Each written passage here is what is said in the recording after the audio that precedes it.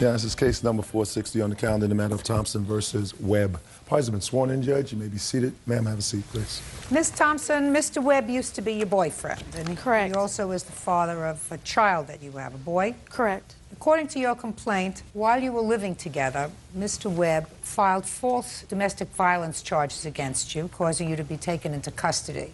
While you were in custody, it is your claim that he took property that belonged to you from the house, which was your house. Correct. And in addition, he committed himself to paying for 1/2 of your son's daycare. Correct. Which he has not done. Correct. Mr. Webb says that he rightfully filed an application for a protective order because you attacked him, that he took nothing from the apartment that was not his, and in addition, he says that you made the home environment unsafe, causing him to move, and he wants moving expenses, right? Correct. All right, Ms. Thompson, how old is your child? He's 3 years old. And when did you and Mr. Webb move into this house together? About a year and a half ago. Was it your house? Yes, it is. Is it a house, an apartment, a rental? What is it? It's a rental. How long have you lived there? It's been 2 years in November. So he moved in with you? Mm-hmm. After the baby was born? Yes. And your name is the only name on the lease? Correct. Tell me about the allegations of domestic violence. When did he file those charges? On November 3rd. Of 2004?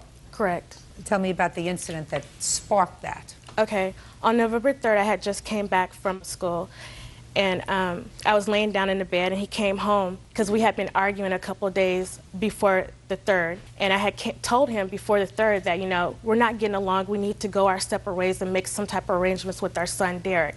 Well, on November 3rd, while I was laying down and he came home, he was like, do you still want us to go our separate ways? And I said, yeah. He goes, well, you're going to be out the house before I am. And I said, no, what are you talking about? He's like, you're going to be out the house before I am. I said, oh, you must have went down and filed a restraining order against me. He didn't say anything. What would make you think that? Because we had been arguing all since the end of October. Well, arguing and restraining Arguing order... and fighting. What do you mean fighting? You mean physically fighting? Physically fighting. Okay, that's different. Arguing and physically fighting are two different things. Correct. Where I grew up, right? Right. Where you grew up too? Right. You're arguing, you have an argument. You say, no, that's the wrong thing to do. That's an argument. Fighting is using your hands, weapons, Correct. something else. So you were physically fighting. Correct. Who was fighting with whom? He was fighting with me. Is that right? Nope. Okay, so... Okay, so what? Well, I'm asking you a question. Did you put your hands on him? No, I've never put my hands on him. Well, when you say physically fighting, explain the physical part of the fighting that was taking place. Well, 2 in the weeks before. bathroom, there was an incident in the bathroom where he took my car keys, wouldn't allow me to take our son to the daycare. He had came home early that morning, wanting to take our son to the daycare. At first, I said fine, but then he started disrespecting me in front of my son, so I said, no, you're not taking our son to the daycare. So then he took my car keys and went upstairs. While he was going upstairs, he went inside the bathroom. I went to try to get my car keys from him, and he put his arm up against my neck, wouldn't allow me to... How did you try to get your car keys from him? Try to snatch him out of his hands. So you were grabbing and touching him to try to get your keys. Correct. And he wouldn't give them to you. Right. So who put their hands on who first? He put his hands on No. You put your hands on him first. Well, I grabbed the keys, I mean. How do you grab the keys from somebody? I don't understand that. The keys are in his hand. Right. And what do? You I grab... went forward, reached for the keys. He jerked back, and I said, give me my keys. Went for the keys again. He jerked back, and he's like, you're not taking Derek nowhere. And I said, yes, I am, too. I'm taking him to the daycare, and I'm going to work. And then that's when he pushed me up against the bathroom door. What happened on November 3rd, Mr. Webb? On November or before November? Well, when you filed a restraining order, when was that? November 3rd. Can I see what you said in the restraining order, please?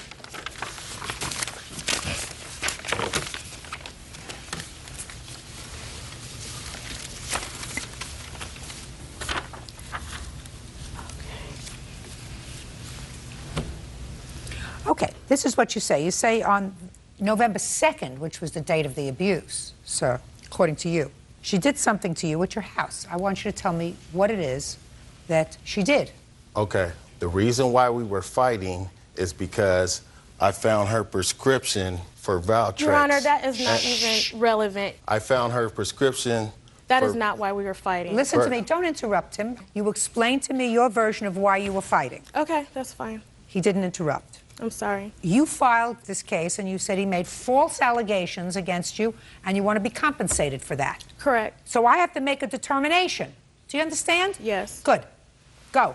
Okay, I found a prescription bottle for Valtrex, and I didn't know what it was. I looked it up on the internet and found out that Valtrex is for herpes. So I found out, I assumed that from the prescription of what it was for, that she had herpes. And Which she gave to me. And this I didn't know nothing about. Okay. Okay. So I confronted her with it, and that would cause the arguments and the fights. Ms. Thompson, I don't know whether I would have added this to my complaint, these allegations, because this He's is lying. Of well, course this you- is his version of what Right. you were fighting about. Right, Well, I that's have not proof. what we were fighting about. I have proof. No, it's not. That's not what we were fighting about. We were fighting because of domestic violence abuse. That's what we were fighting about. Well, that starts off with something, you know. That's because he was out going around sleeping around. It wasn't me sleeping around. It was him that was sleeping around. Well, that's possible, you see. That's possible, but domestic violence starts from an argument over something. Correct. So I would not have broached this issue and put it in a complaint if I were in your position, because there were certain things that are embarrassing, and quite rightfully you don't want them aired. But you brought this case. That's right. All right, totally up to you. If you want to withdraw that part of your complaint and just proceed with the stuff that you say you took, I'll be more than happy to drop this part of your complaint and we can move forward. It's up to you. What do you want to do? No, I don't want to drop that. Judge Judy continues in a moment. Let me tell you something, sir. You knew the drill. Yes, that's right. I got it, sir. But I look. got the whole thing. Real cases, real people. Judge Judy. Kalita Thompson says the father of her child, Demetrius Webb, made false complaints to the police in order to get a temporary restraining order. Demetrius claims he was in fear for his life. Okay, now I know what you were arguing about, sir. Yes. I just want you to tell me what you alleged she did to you on November 2nd, that you swore to the judge she did on November 2nd, which allowed the judge to issue a temporary restraining order. Okay, well, she threatened to wreck my car. That's not true. I don't want... Go ahead. She threatened to wreck my car, and while I was holding my son, she threw things at me. She threw glasses, a can of beer. Listen to me, sir. You got to be very, very careful what you tell me. Because according to what I read, that didn't happen on the 2nd of November. That, according to you, happened in October. No, that was one incident. There were several. I asked you what happened on November 2nd. The 2nd of November, she also threw things at me, and she attempted to snatch my son out of my arms. You say she punched me in the face. You Yes, forgot that? and I'm getting to that. Well, get there, And sir. She punched me in the face while I was holding my son. And she scratched you? Yes. According to you. All right. Did you have a trial on this protective order? No, we didn't have a trial. What happened with it? He motioned for it to be dismissed. Is that right? Yes, that's correct. Why? Because I was out of the home and I was no longer in danger. So there was no need to continue to restrain an order because I wanted her to see her son. Let me ask you this question, Mr. Webb. According to what I read here, and by the way, there's nothing contained in this police write-up about you being punched in the face or scratched. But according to what I read, you went and filed the restraining order the day before she was arrested, correct? Yes. So that when you went home on November 3rd, you knew that you had already filed for a restraining order.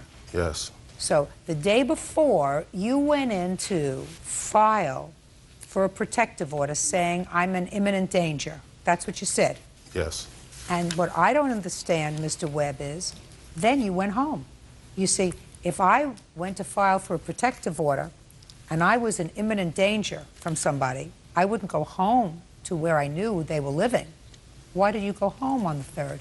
Okay, because they told me they were going to serve her at work, and she came home early that day. I went home. I was going to get some belongings and leave before she got home. She was home unusually early that day. And when did you discover she was at home?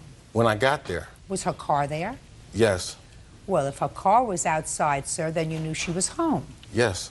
Then what did you go inside for? I went inside to get some belongings. Well, Mr. Webb, He's supposed to- what I'm saying to you, sir, is if I were afraid for my life and my safety, I would say, I'm going to wait until they serve this lady. I'm not going to go inside. She came home early. Maybe she got a headache.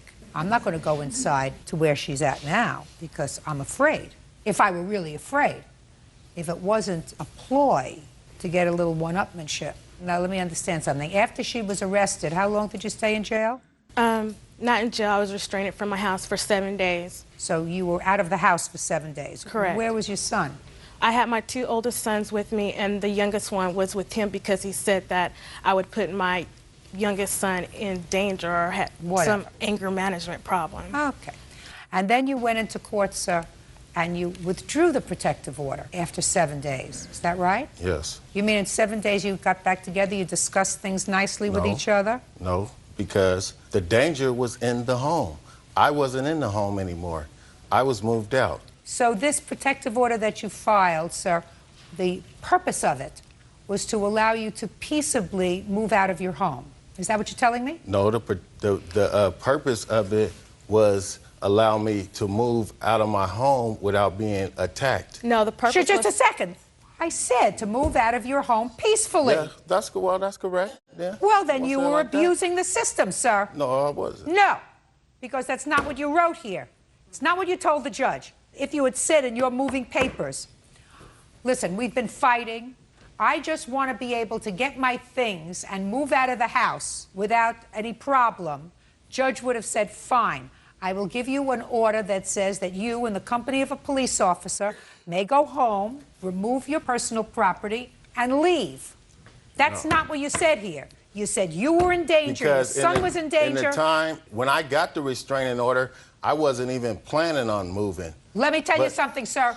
When you get a restraining order, common sense dictates that if you are in fear for your safety and well-being, you don't file for a protective order on November 2nd, go home on November 2nd, go home on November 3rd, and then 7 days later withdraw the application once you've moved out. I know exactly what you did. Real cases, real people. Judge Judy. Kalita Thompson says the father of her child, Demetrius Webb, owes for making false complaints to the police. Kalita claims he did so in order to obtain a restraining order. Now, has anybody ever filed for a protective order against you? Yes. And who was that? My ex-wife. In what year?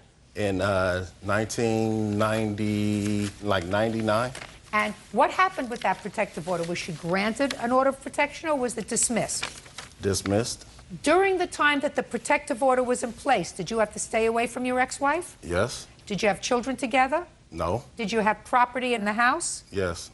Were you allowed to get the property right away or after the protective order was vacated? After it was served. After it was served. So you knew the drill. Yes, that's right. That's why Mr. Webb, I got it, sir. But I look, got the whole thing. I said I was expecting her. They were going to serve her at work, and she came home unused. She He came knew that home Just a early. second. Are you telling me, sir, that she had some sort of an epiphany and she knew that something was going to happen, so she came home from work early? I don't know. Well, But I don't know either. All I know is that you filed for this protective order and you had no right to do it. You didn't file it because you were in imminent fear of your life. You filed it because you wanted an That's opportunity not to get true. your I filed property it out of the 'cause she house. attacked me. Exactly. I filed it because she Baloney. attacked me. That's a Don't. Baloney. Now, what personal property do you claim he took that's yours? Don't give me a laundry list. I'm not interested. He took my clothes, shoes, computer, kitchen items. I'm not interested in kitchen items. Well, I'm not interested mainly in... my clothes and my shoes and my computer. What would he do with your clothes and your shoes? Ask him that. I mean, he took even my dirty clothes, underwears and bras, and left only one shoe for each pair. Let's go. Let's go. No, I did not take. While she was ordered, I did not take her clothes. What'd you take? I took my belongings. No, you didn't. Listen, Miss Thompson, if you interrupt again, I'm going to dismiss your claim. Do you understand? Yes, I'm sorry. I took my belongings, okay? I took all the furniture in the home, which belonged to me, that I purchased. What about her computer? Did you take a computer? Yeah, I took the computer, which was our computer. Okay. Who purchased the computer? I purchased the Be computer. careful of what you say to me, because you know I go into it. When you say who bought it, who paid for it? I did. Show me. I don't have, she took all the papers. Show me. Right here. She took all the receipts and Can I see everything. it? I had this computer ever since I've been going to school. I graduated in June. From the beginning, I started school because all my classes are online. That doesn't mean That she just shows purchased it. proof. Well, let me see the bill for it. That's all they gave me was that printout. Payment history by rental. Is this a... I rented it from Rent-A-Center, and I was making payments through Rent-A-Center. Okay, got it. Yeah, it's our computer. Oh, No question. It's our computer. Okay. Now, all right, let's leave that for a minute. Let's go to money owed for daycare expenses. Right. When do you say he agreed to pay for half of your son's daycare? I believe it was like November of '04. And where were you when he agreed to pay for half? We were at the house. Before or after this altercation on the 2nd or 3rd of November? It was before. So it had to be November 1st. Mm-hmm. Well, tell me where you were both sitting when you had this discussion that he was going to pay for half of the daycare. In the living room on the couch. Okay, and tell me about the conversation. We just made a verbal agreement that he would pay for half of the child care. Now, when did you make arrangements to go to family court with regard to support for your son? After November 10th, after he placed the order against me regarding the restraining order. All right. This is why, Ms. Thompson, that when you lie, it's a bad thing. Very bad thing. Because I'm going to read to you from your complaint that you swore to. You said, Demetrius and I had a verbal agreement that he would pay for half of our son's daycare until everything was resolved in the family court. Now, on November 1st, when you allegedly had this discussion sitting calmly on the couch in your house, you had no family court appointment. You didn't make a family court appointment until you started out with the criminal court with regard to the protective order. Right. Right. So you couldn't have had the discussion with him on November 1st. He had been. Baloney. Oh, Baloney. God. Okay. I don't like when you lie. So, you don't get moving expenses, sir. You moved out? Good for you. You weren't getting along? That's the way it goes. I think that what you did was the wrong thing, even though she lied to me, and I usually don't like that, and I would not reward her. But I think that what you did to her by filing this protective order was nothing more than vicious and vindictive. You could have handled it in a much more civilized way by saying, I'm moving out, and you could have moved out your things very easily while she was at work. And you don't have to have her, mother of your child, in a situation where she has a criminal record, where she's taken into custody, where she's served with a protective order, where she's prevented from going to her own home. You did the wrong thing, and that's going to cost you $2,500. Judgment for the plaintiff in the amount of $2,500. That's all. Parties are excused. You may step out. This is case number 580 on the calendar in the matter of Otterstetter versus Burke. Parties have been sworn in. You may be seated. Ma'am, have a seat. He used to be your boyfriend. Correct. And well over a year ago, you claim a loan to him to bail him out of jail and for an attorney. Yes, ma'am.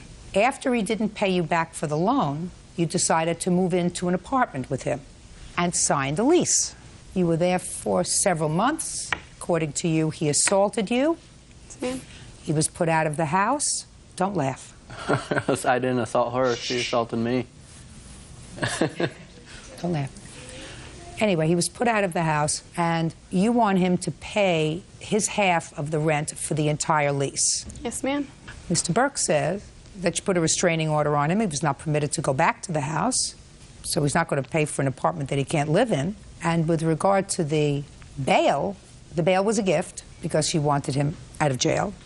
And the attorney's fees, he really paid for because you deposited all his money into a joint checking account, and he gave you his salary and put it in a joint checking account, so... Not joint, just hers. Hers. You gave her money. From your job? Yes, ma'am. Okay. When did you sign this lease? Which one? The one that we are talking about, where you were evicted. Okay. And don't be glib with It was me. in, I don't like it. September. September of what End year? of October 2004. When did you move in? It was like October 25th, maybe sooner, like a week earlier. When did you move in? I have the lease right here, Your Honor. It's dated 8/26/04. When were you put out of the apartment? October 19th. Did you pay September's rent, your half? Yes, ma'am. Is that correct? No, ma'am, it's not. How did you pay September's rent? I put all my checks into her account. For how long? February all the way up to about September, the end of September. Yeah. I also finished just a the second. job. Your Honor, that's a complete lie, and I brought all my bank account statements with me. So if he has dollar amounts and dates, we can look on my bank statements and see if there were On checks deposited. deposits. Well, It would be you around should- the 15th and the 1st of every month. How much did you give him? Amounts. Shh, don't speak to him. Amounts. I'm Well, gonna look give you on the 1, 15th and the 1st. 2, and then I'm going to say goodbye to both of you. Do you understand? Yes, ma'am. How much did you give her on the 1st and the 15th, sir, when you got a check? About $400 on the 1st, and then be another $400 on the 15th. Let me see your bank statement.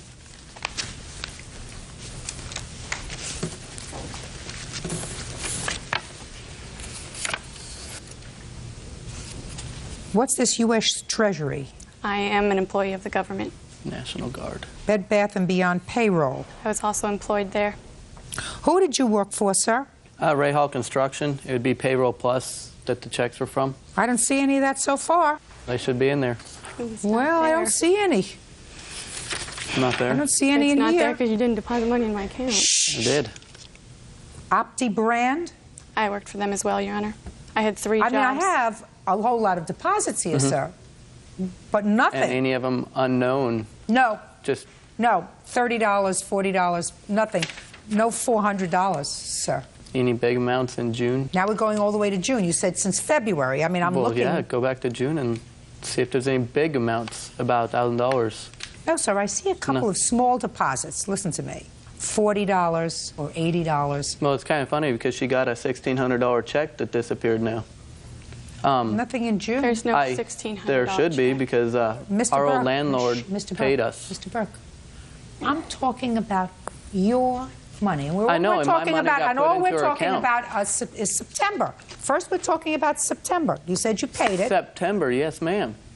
But how am I supposed to prove if I ain't got no papers because they're still at my house where I can't go back to? I don't know, sir. Yeah, that's not why true am I? either. Shh. That is How much true. Shh. How much is his share of the rent? It would be $297.50 per month. And he paid September. No, ma'am, he did not. He paid August. No, ma'am, he did didn't not. pay it all since you moved in. No, ma'am, not Is a that dime. right? He did pay. I will give him this. He did pay his half of the deposit, which was $250. That's all he paid. Are you still living there? Yes, ma'am, I am. I couldn't get out of the lease. Okay, this is what I've done. He was there until October 19th. He should have paid both September and October's rent. And from that, I have deducted the $250 deposit, because the deposit you're going to get back yourself when he leaves. And Actually, ma'am, I'm probably not going to get that deposit back with all the holes that he put in our walls. Well, and I have pictures to prove the holes that he put in our walls. So, no, I'm not going to get that money back. I didn't Your know Honor. you well, didn't put the holes in the I don't wall know after I that. left. I don't know that, and I suggest that you get a little putty and putty up the wall. So that's $345. You do not get the full amount of the lease. I'm held responsible for the lease. Why is he not? No, both of you are. So why does he not have to pay his half? Both It's not my of you fault. are. He thought it was okay to throw You me said it around. was okay for me to and I move got a out. restraining order. That's not my fault. Why am I being held responsible for this and he's not? Kristen, listen to me very carefully. Right now, what he owes you for are September and October's rent. Should the landlord not let you out of your lease and decide to sue you, both of you, then you have a cause of action against him for your damages. But to give you that money now is premature because, A, it's possible that you can get a roommate to cover some of the months. And I have B, it's possible that the landlord will let you out of the lease. But right now, if I awarded you the money for the lease, what I'm saying is you can live there alone. You've put him out. There was a restraining order. He was told not to come back to the house. Nobody told him to be involved in bad behavior. But you had some clue before that he had a problem. And there's nothing I could do. Yes, you didn't have to sign an 11-month lease with him. And he didn't get violent until after we signed that lease. If you're 22 years old, and when you're 21 years old, you have to front him $500 for bail money, and for a lawyer, you exercise better judgment, and you don't enter into a lease with somebody like that. That's what you do. Now, tell me about this case that you had where you needed to be bailed out of jail, sir. We had been dating for like a month and a half, and then I had gotten a DUI. How many DUIs have you had? Look at my eyes. Judge Judy continues in a moment. Kiss up to God and say thank you for opening my eyes to the fact that this man is a loser. I'm a loser, huh? Big time loser. And later today, Me and Mariel dated for a while. I'm not your therapist, and this is not Montel. Take your hands off your hips, sir. Only attitude here is mine. real cases, real people. Judge Judy. Kristen Otterstetter says ex-boyfriend Jarrett Burke owes for bail, attorney fees, and rent. Kristen says Jarrett was arrested for a DUI. Go ahead. I've been pulled over for 3, but I got 1. She paid the $500 to get me out. She won. You got pulled over, and when you got pulled over, you were taken to the precinct. Yes, ma'am. And what did you do when you got to the precinct? I had contacted Kristen. I had contacted my sister. You called her? I had contacted my sister to let them know that I was in jail. And what did Kristen say to you? Kristen said she wanted to help me out. And what did you say? I said she could, but I was going to get out anyways. And you were working at the time in construction? No, ma'am. What were you doing? I had just got laid off. I was working at a car dealership. Why didn't you give her back the $500 bail? I gave her money because the terms that we had was that I just lived with her. I had a place to live with my brother, but the terms was if she got me out, she wanted me to live with her. You must be some prize. I guess. Must be one of those hidden things that you don't see. You know, like a frog. Maybe somebody kisses you, you turn into a prince, but I don't see it, quite frankly, with my naked eye. So you're telling me that she said, this lady who works 3 jobs, said, I'm going to pay you the $500, and all I want in return is I want you to come and live with me. Yes, ma'am. Why'd I move in with her then? When I had a place I could go to. Everybody has a place, sir. Yes, everybody does have a place, but why'd I have to move in with her? Maybe she's a good cook. Maybe. Kristen. Yes, ma'am. You're 22 years old. Yes, ma'am. I want you to figuratively lean over and kiss the ground and kiss up to God and say, thank you, thank you, thank you for opening my eyes before I did anything stupid like having a child with him. Yes, ma'am. Like marrying him, like buying a house with him. Thank you for opening my eyes to the fact that this man is a loser. I'm a loser, huh? He is. And Big I'm the one time. who got hit by a car. Big time. Loser. You Who owes think her I'm 300? thinking Who owes her the goody-goody? $345? Close your mouth. Well, she's the one who hit me by a car. Close your mouth. $345 for the rent. $500 for the bail. How much for the lawyer? $1,000, Your Honor. Show me $1,000 for the lawyer. It's a check that I wrote.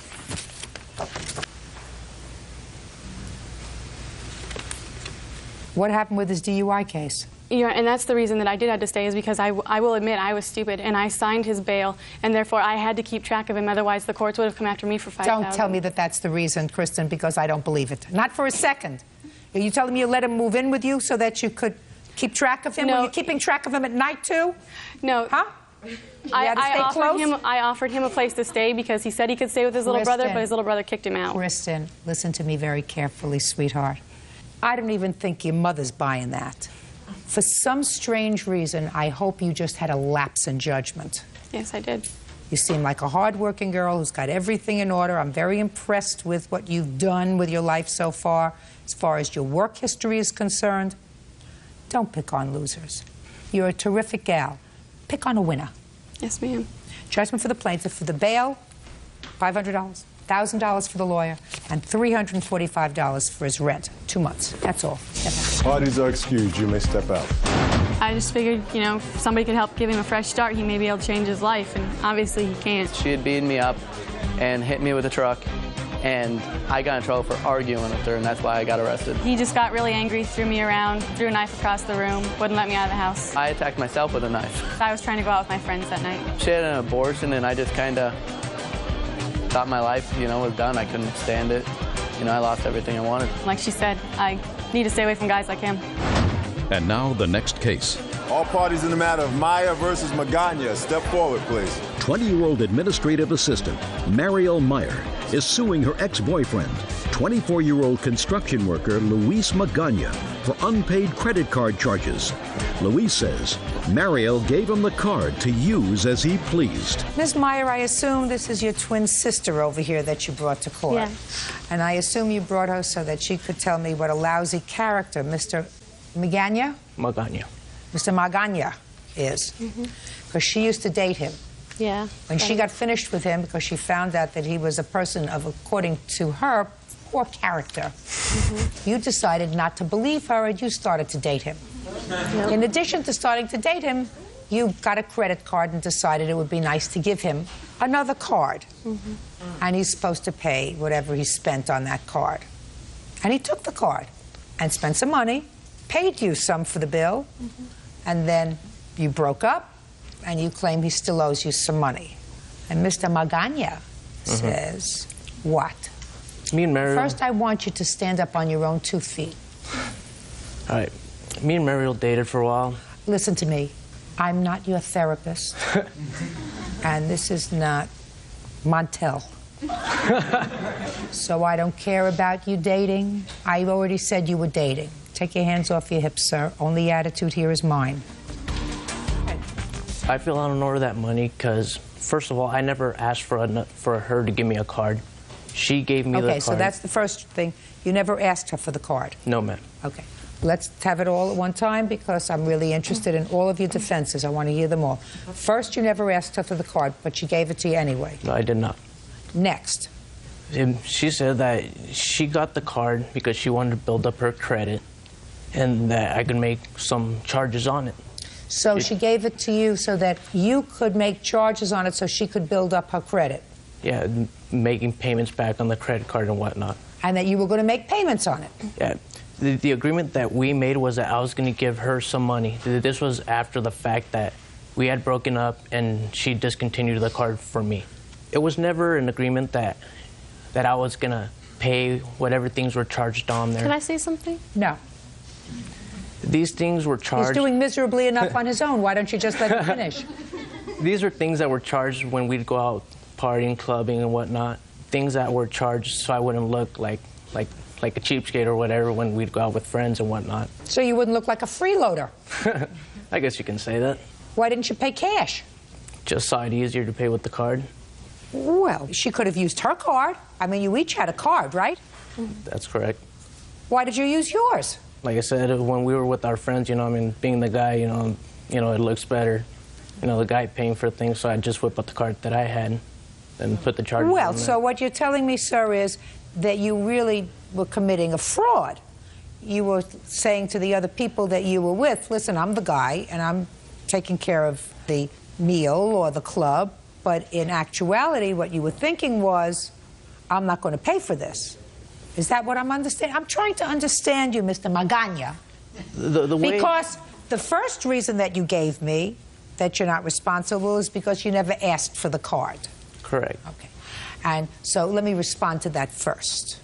If you didn't ask for it, and if you didn't want it, what could you have said, Mr. Magana?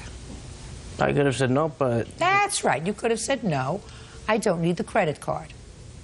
I don't want a credit card. I like to pay in... cash. Because if I don't have the... money. I don't want to spend... the money. Right. Look how smart he is. And we've never met. He can finish my sentences. Second thing that you said to me was when you would go out together because you didn't want to look like a freeloader, and it's because in your mind and in your friend's mind, it's the man's responsibility to pay for the entertainment, right? Correct. You whipped out the card instead of paying cash because you wanted to feel good. That's right. There's a price for that. You want to feel good, you got to do the right thing. You understand, Mr. Magana? I understand. There are no now. free rides here, sir. If you want to look like a freeloader, she'll take out her own card. Then you'll look like a deadbeat freeloader in front of your friends. You want to look like a big shot? Pay the tab. You got it. How much does he owe you? $486.50. That's what you owe her. Did she tell you that that's what you owed? Yes, she did. And what did you tell her? Well, I didn't feel I owed the money. Now you recognize that you do. Is that right, sir? Well, I didn't feel I owed the money because... No, I understand that that's the way you used to feel. I'm sort of hoping that after you and I have explored each other a little bit, sir, you've come to terms with the fact that you do owe her the money. Not necessarily. When she gave me the card, I took that as her giving me a gift. And I don't feel gifts are... Are you trying to tell me I've just wasted my breath on you for the last 10 minutes, Mr. Magana? No.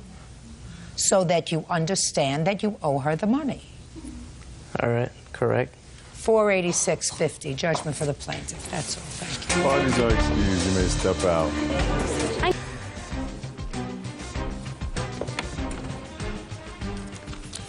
Your Honor, this is case number 575 on the calendar in the matter of Connor Hardy versus Manley. Parties have been sworn in. Judge, you may be seated. According to your complaint, Mr. Hardy, there came a time several months ago when your girlfriend discovered that her car had been hit. Nobody left any information as to the perpetrator of that hit and run, but you went on a sleuthing expedition in your neighborhood, and you came up with the defendant's car, and you found that there was damage to her car, the same location, same color paint as happened to be on your car. When confronted, the defendant first acknowledged, then denied that someone else, I think you, were driving the car, but that wasn't their responsibility because although their car had been in an accident, you hit a metal garbage can. A metal garbage can, not her car. Later, which is the second part of your complaint, you claimed that while acting very innocently, the defendant ran over you while you were on your bicycle, causing you medical bills, lost wages, pain and suffering, et cetera, et cetera. So you want the damage to your car, you want all the aggravation medical bills as a result of being hit by the defendant with her car. When was your car hit? December 23rd, I walked out of the house and noticed that my car had been sideswiped on the front swale. You have a picture of the car? Yes, ma'am. How far do you live from each other? I think we have about 5 or 6 homes between us. How long have you lived there? 6 years. And you? 5. Never had any problem with each other before? No. Nasty. Mm-hmm. What kind of paint was on your car? Your paint and what other paint? And a dark green paint. Another dark green. Okay. What made you think, Mr. Hardy, that it was Miss Manley's car that caused the damage?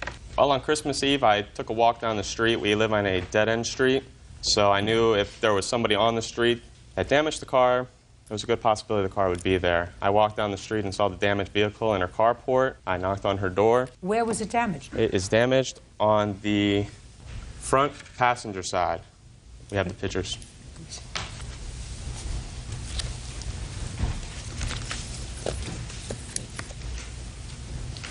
It's on the side of the car. Jill's car is parked on the swale with traffic. Her car was sideswiped on the driver's side, which means if a car was going down the street, most likely it would be on the passenger side damage. What kind of car do you have? A Lexus. I have my photos as well. Can I see your car? Yeah. I only have damage, a dent, 2 dents in the front side of my car. She has a swipe, and my car hit a metal dumpster at McDonald's. Well, you don't know that. You weren't driving the car. Yes, ma'am, that's true. They told you that that's what happened. Yes, ma'am, that's true. Who was driving the car? My uncle Patrick. You were with Patrick? Yes. Had you borrowed the car? Yes. When? My mom had given it to us a couple days before Christmas to go to McDonald's because she was cooking. So on the same date that Miss Connor's car was damaged? I'm not positive. Well, that's what it is. A couple of days before Christmas. Christmas comes the same time every year. Thursday night. That's December 25th. It was at nighttime I gave him the car. She said a couple of days before Christmas, which would have been the time that this happened. Whitney, when you came home, did you immediately tell your mother that you had been in an accident? No, I didn't. Did your uncle? No, he didn't. Why not? Because we were afraid that we wouldn't get our Christmas gift since it was right before Christmas. And we didn't want to upset her. So how did you hide the car? Well, at the time, my mom was driving my grandmother's new Dodge Ram truck. So the car was parked in the carport, and she doesn't usually have no reason to go on the side of the house, and she hasn't seen it. So you concealed the fact that you were in this accident. Who owned the dumpster? McDonald's. Did you tell them that you hit their dumpster? No, ma'am. And how did that happen that the car hit the dumpster? Well, as we were driving to the drive-in, we were arguing over the radio station, and he was like slapping my hand away from the radio station so I wouldn't change it.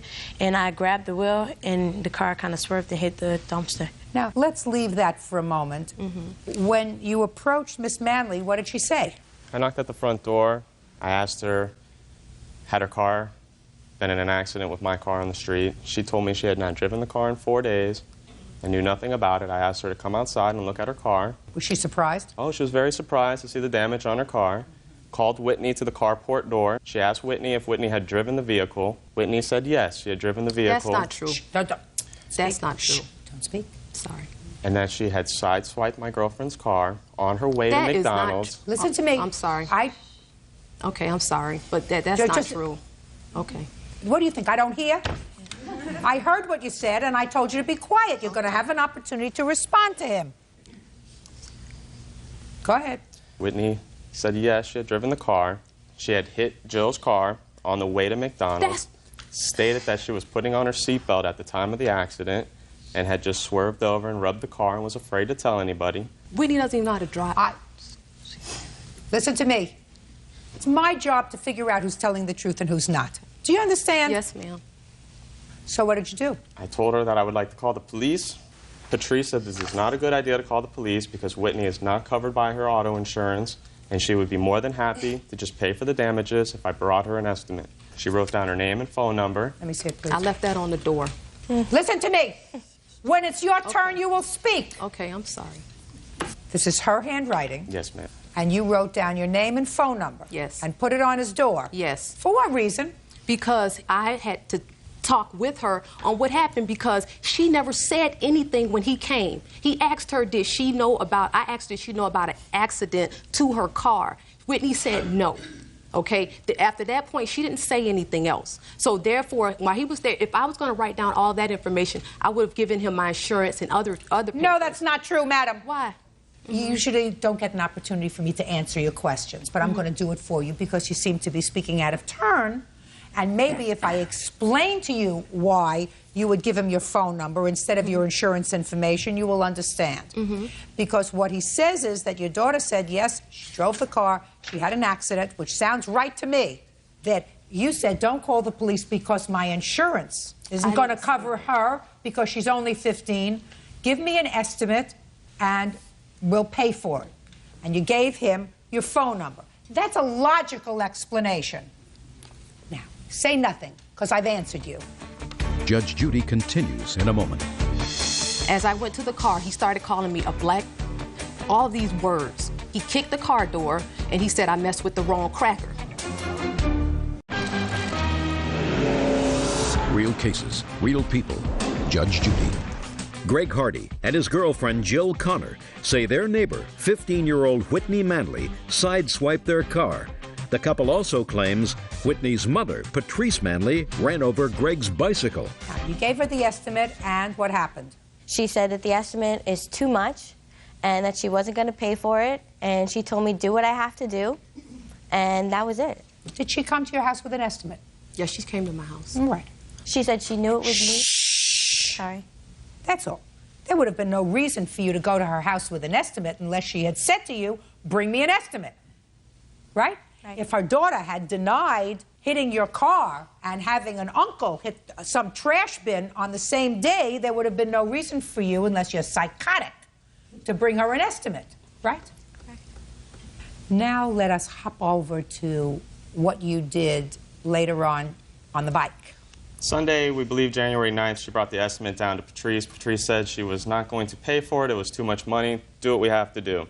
We called the police officers back down because we have a hit-and-run report from the first incident. I'd like to see it, please. The officer went down there, spoke with Patrice, stated that since she agreed to pay for it... Don't tell me what the officer said. That's true. Okay. No, that's hearsay. I Okay. just want to see whether the report was made on the 23rd. When they went to McDonald's, it was on the 23rd that evening. Let me explain something to you, madam. I don't believe your daughter. I don't believe your daughter didn't drive the car and hit Jill's car. I believe that that's exactly what she did. And I believe that she acknowledged that the day that he... listen to me. I believe she acknowledged that to him. She did. And I believe the story that she's telling me now with hitting a dumpster in a McDonald's parking lot is a whole lot of who shot John. Because coincidences sometimes happen in this world. But if there's a more logical basis for what happened, I usually go with the logic rather than the serendipity. Let's move on to the bicycle, sir. We needed to have our license tag number because we reported to Jill's insurance agency. They needed to have the license tag or some information of Patrice to do a follow-up case. Patrice's car disappears for a length of time. I go for a bike ride on January 20th, the morning. God. I see Patrice parking in Across the street. a field adjacent to her house. Listen to me. I don't want to hear an echo. Okay. She's parked in a field, catty corner to her home. I notice that she is running across the street to her door. I pedaled down the road. I stopped in the street. I said, Patrice, are you not paying for Jill's damages to the car? And Patrice stated, no, she will not pay for the damages. Are those the words that were used? At that time, yes. Okay, go ahead. Then I went over to her car, which was in the field, called Jill at work. Who owns the field? It's Broward County public property. Okay.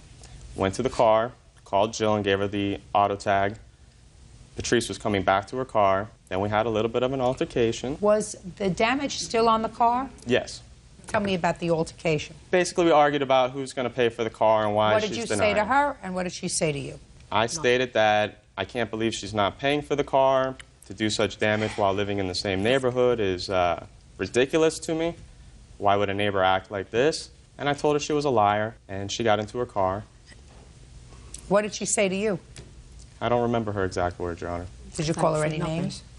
I called her a liar. Other than that? I called her a B word.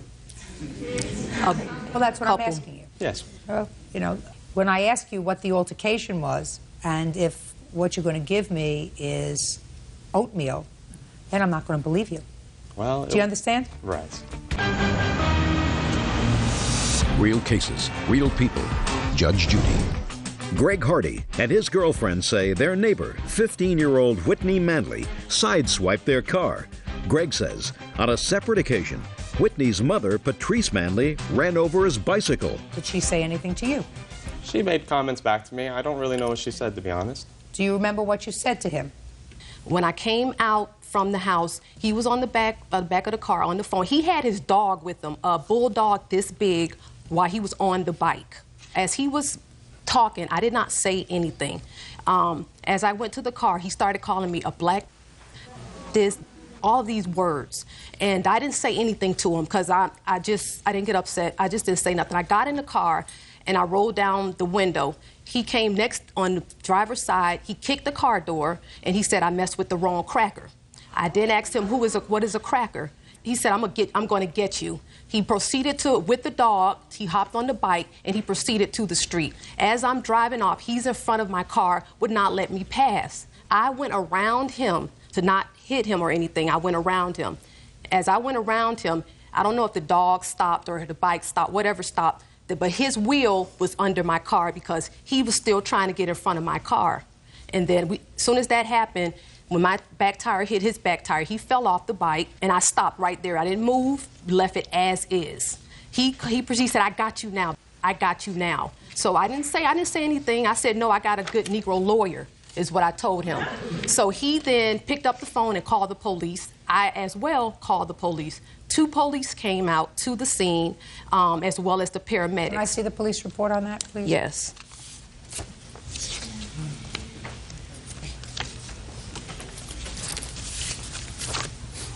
On the last page is... Shh. Were you taken by ambulance from the scene? Yes, I was. At his request. Shh. What difference does that make? Because there was nothing wrong with him. Well, how do I know that? I'd like to see the medical report.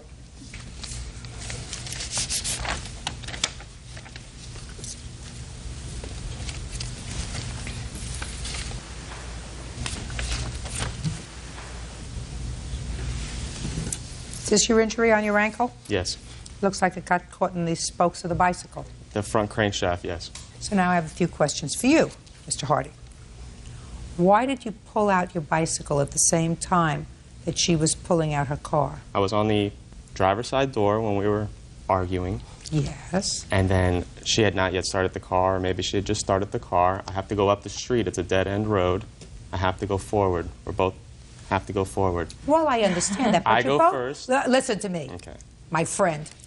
You don't have to go forward at the same time. You've just had an altercation with a woman who was in a car that weighs 3,000 pounds. It would seem to me prudent to hang back in the field that is the property of Broward County, play with your dog for 15 minutes, while Miss Manley leaves. You've already gotten the information that you wanted, so there's no need to have any further interaction with her. Is that a fair statement? that's correct. Unless you wanted to bug her, which you might be able to do if you drove in front of her car with your dog at your side, so she would be going at 5 miles an hour instead of 25 miles an hour until she got to a place where she could turn off. Is that a possibility? It is a possibility. Right. So you could have avoided this whole part of the conflict if you just stayed back and played with, what's your dog's name? Indy. Indy, in the field for a couple of minutes. Why did you do that? Well, I didn't expect her to run me over in a car, and I was going to the bike path, which is just right past the bushes, so I can get onto the next street. I was already in motion first. I did not expect her to hit me with the car. She came up from behind me after I was already riding down the street. Well, Mr. Hardy, I don't buy it. Okay. The alternative was for her to stop her car and just wait for you to get to where you wanted to go. You could have done that, right? Said, listen, this guy is behaving like a big baby, and he's just trying to get my goat, and I'm going to turn off my car and wait 5 minutes for him to disappear. But you both got a little bit hot under the collar, and your bicycle went over, and the dog, according to you, pulled you over, and that's how you got hurt. No, the dog pulled me to the right. The police officer stated that my bicycle was left in the middle of the street, and that is why they didn't deem her a ticket on the accident. They sure didn't, according to the police officers. According to the police officer's report, police officer says, based upon the position... Two police officers. It was two. What word didn't you understand? Don't talk. It's not a tea party. Do I give you an opportunity to tell your side of the story? But I didn't finish. You may not have finished, madam, but I'm getting the information that I need. And so far, with regard to this aspect, you don't seem to be losing. With regard to whether your daughter hit Jill's car, you lost there. Because your daughter drove your car, didn't tell you, and hit her car. And if you believe her that she didn't do it, that's your problem. So you're going to pay for the damage to Jill's car. But Mr. Hardy's going to pay for his own stupidity and not waiting in the field with his dog until you took off. Because I think what he was trying to do was just annoy you. You understand that, Mr. Hardy? Well, I don't understand. You understand. I'm glad you understand. You may not agree with me. That's your prerogative. That's your prerogative. You don't have to agree with me. I'm not here. It's not American Idol. It's not a popularity contest. I listen to what, to me, is common sense. It is not common sense that your girlfriend's car was damaged on the same date as she had control of her mother's car. Her mother's car came up dented with a baloney story about hitting something in McDonald's that they didn't report to McDonald's. That doesn't make sense. And it doesn't make sense that you just happened to get in motion first and felt as if you had to leave the property first while this 3,000-pound car is following you. That doesn't make sense. And if it doesn't make sense, it's usually not true. Let me see an estimate for your car, Jill.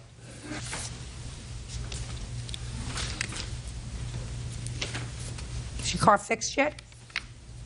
Judgment for the plaintiff in the amount of $2,173. That's all. Step out. Parties are excused. Step out. Bent versus Richardson. Parties have been sworn in, Judge. You may be seated. Mrs. Bent, the defendant is your brother? Yes. And your wife? Yes. This is your husband? Yes. According to what I've read, you were living in a house that you owned. Yes. And you were moving to a new house. Yes. You and your brother made an arrangement where they signed a lease to move into your old house. Right. With his family. You were expecting your first child. Yeah. When was that lease signed? Lease was signed on the 15th of June. And when were you supposed to move in? The 16th of June. And what was the rent? Rent is $550. Can I see the lease, please?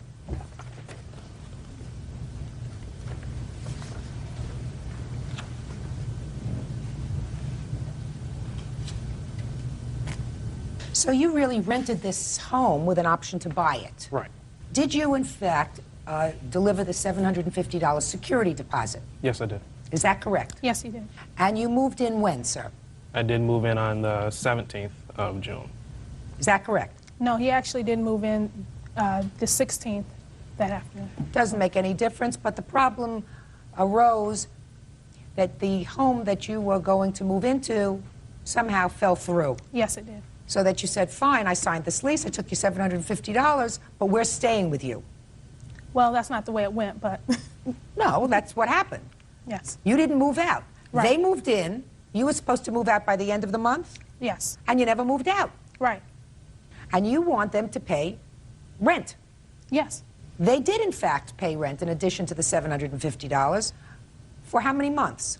He paid for July, and he paid the first half of August. Are you still living there? Yes. Are you still living there? Yes. Oh, wonderful. You have to move out. We own the house. Not for the next year, you don't. You leased your apartment to these people for 1 year. Yes, Your Honor. In consideration of that, they moved in, paid you a security deposit. Yes. I assume that you wanted this lease in writing? Yes. Is that right? Yes. You insisted on that? Yes. So you wanted everything strictly legal? Yes, we did. You gotta move out. They haven't followed any of the lease You law. gotta move out. I know you think that that's funny. No, I think you it's want crazy. him to pay rent. He hasn't paid. He stopped paying. Let me explain something to you. Okay. He's absolutely right. The fact that he paid rent for the entire month of July and gave you any money at all for September is terrific. He's a wonderful sport. Not. You got to move out and find a place to live. Unless you want to pay him out and say, listen, we have a real problem here. I'll give you $2,500 to go move someplace because we have no place to go now. But other than that, you have to move. Your Honor, he has violated that lease over and over again. No. Yes, You ma'am. want to stay in your house. Well, no, we didn't. The house that we actually tried to purchase another house. Yeah. Not just the one that was the original house that we were going to purchase. And that house, because of what they had done to us, that whole thing also fell through. What do you mean what they That's did to not you? correct. What did they do to you? First of all, his cat destroyed my home. Oh, he didn't destroy your home. I read that. Yes, I he read did. that nonsense. He did. I have Go ahead. pictures. He Go destroyed ahead. the home. Go ahead. He called the police on me and tried to have me arrested for assault and told the police that he was going to have my call protective services to have my children taken from me, and he threatened my children. That's not Just correct. a second. What does that have to do with buying a second house? Because what I'm saying is all the different things that were going on, they weren't paying the rent that they agreed to pay. You were living in their home, madam. I It's never our heard of such a thing. It's our home. It's in no, our it's name. not your home. That's what you don't seem to understand. It's not your home until June 16th, 2001. Then it becomes your home again. It also states in the lease that if he violated anything that we agreed to in writing, that lease would become null and You void. breached the lease the moment you stayed 1 hour beyond June 30th. You breached the lease. I never heard of such a thing. I mean, I've lived in lots of apartments. Leased apartments, right? Have you leased a lot of apartments? A lot of apartments. A lot of apartments? Did you ever move into an apartment with the previous tenant? No. It's not an apartment, it's a house, but he It doesn't he make broke any it, too. difference whether it's an apartment, a house, a co-op, a condominium. You own it, Yes. but you have given up, pursuant to this lease, your right to occupy it for 1 year. But, Your Honor, the house is not paid for, and the house is also in pre-foreclosure because they have not paid. So They're not gonna supposed to take pay the rent. house. You pay rent. He's No, not. no, keeping listen to his me. rent. You pay the rent. And we have. Good. Then why should your house be in foreclosure? Because he wasn't paying on the schedule that we agreed to. He didn't pay because he moved into our home without a job. When he moved into our home, he That's didn't even not have correct. a job. That is not yes, correct. it is. I Hey, talked Miss to his Bent. boss. No, it is Miss not. Bent. Yes, Your Honor. Let's get it together. You breached the lease because of circumstances perhaps beyond your control, Yes, because it you was. lost your house. But you can't expect him to pay rent on an entire house, which is what you're looking for when he doesn't have the use of an entire house. But, Your Honor, he does have use of the entire house. The thing is, No, him and I his don't. wife, look, yes, you do. Him and his wife and his baby, we've inconvenienced ourselves. We took our children and put them all in one room, him and his wife, and he told us That's they didn't his have room. anything. No, no, no. Right, That's yes, his and that's room. what I'm saying. It is his room, but he also has use of the whole house. He can cook and clean and do whatever, but, excuse me, he doesn't clean, so I take that back. He cooks. He has Okay. use of everything else. They haven't, and it also states in there that he's supposed to mow the lawn and all of that. My husband does that once a week. He doesn't do any You of that. live there. That's right. That's what I'm saying. Oh, That's you're not, listen to me. You're not getting it. You're not supposed to be there. You have to move out, if that's what they want. He paid rent, full rent, according to you, for the entire month of July. He also gave you $750 for security deposit. Which is non-refundable, and he signed that. It does state Oh, that he's on going to the get first it back. page. It states that on the Oh, first no, page. he's going to get it back. Well, what about the damage that he's done? The I'm house not cannot- interested. Judge Judy continues in a moment. The cat was urinating on things, tearing up the furniture, tore up the wall, tore up the door. Yes, he did. And later today, Well, I paid half of it. Why should she be responsible for $1? real cases, real people. Judge Judy. Janine and Anthony Bent are suing Janine's brother, Gerard Richardson and his wife Maria for not paying rent. I believe that this cat baloney is just a lot of baloney. No, ma'am, it's not. We have pictures of the house that has been done, and they knew this. We asked them when they first moved in, the lease clearly states no pets. They said, we have a cat. We said, you can bring the cat if you're going to clean up after the cat. They never did. We had got into it because the cat litter hadn't been changed. The cat was urinating on things, tearing up the furniture, tore up the wall, tore up the door. Yes, he did. I have pictures of that. He tore that up. Show me. I sure will. Show me. I just want to see the cat tearing up the door and tearing up the walls. And then we'll proceed from there. I don't see any walls here. I see scratches on the door. Is that what you're showing me? Yes, and it was not like that before. Baloney. And this Next. too, which And can't he broke be a picture. replaced. What else?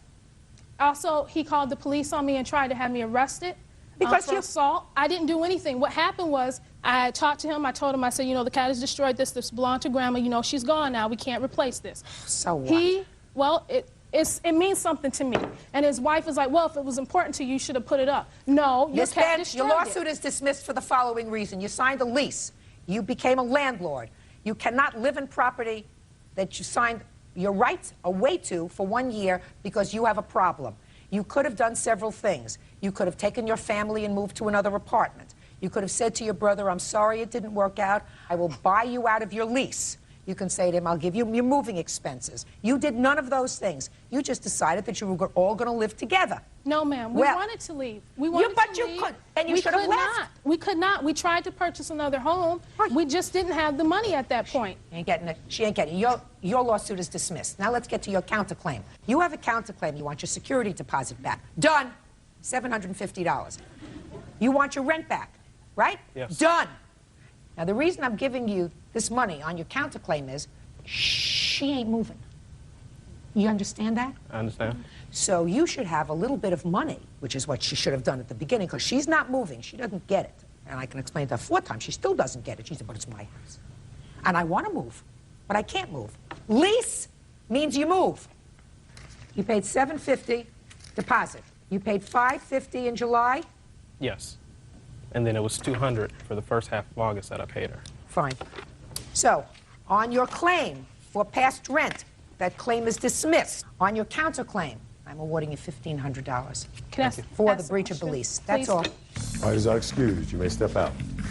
He's destroyed my home. He's put my whole house in chaos, and he gets awarded a judgment. His stuff is going out. When we get back, it's out. She's got to be out of her mind to think that I'm going to pay for her family to live in a house that she was supposed to sell to me. And now the next case. All parties on Dennis versus Franklin. Step forward, please. 52-year-old company owner Tanya Dennis is suing her son's friend, 24-year-old salesman Michael Franklin, for expenses involving a botched car lease. Miss Dennis. Yes, ma'am. The defendant, according to you, was a friend of your son's, who even at one point you were allowed to live in your home. Is that right? That's correct. He still lives there, Your Honor. Still lives there? Yes, he does. We'll get to why in a minute. According to your complaint, there came a time when he wanted to buy a car. He asked you to co-sign. You must not have taken your smart pills that day. You agreed. Through some fluke in the paperwork, the car dealership did some sort of a bait and switch with the car papers. You turned out to be the primary. That's correct. On this car. The car was in your name. That's correct. But he drove the car. That's correct. There was some lawsuit involving this bait and switch with the paperwork. You won that lawsuit, and the car was eventually taken out of your name. But before the car was taken out of your name, the defendant racked up a whole bunch of parking tickets, let the insurance lapse on the car, which you paid for, had an accident with the car, and also you were notified that they were going to repossess the car that was in your name, so you made up the car payments so that they wouldn't repossess the car. So far correct? So far correct, Your Honor.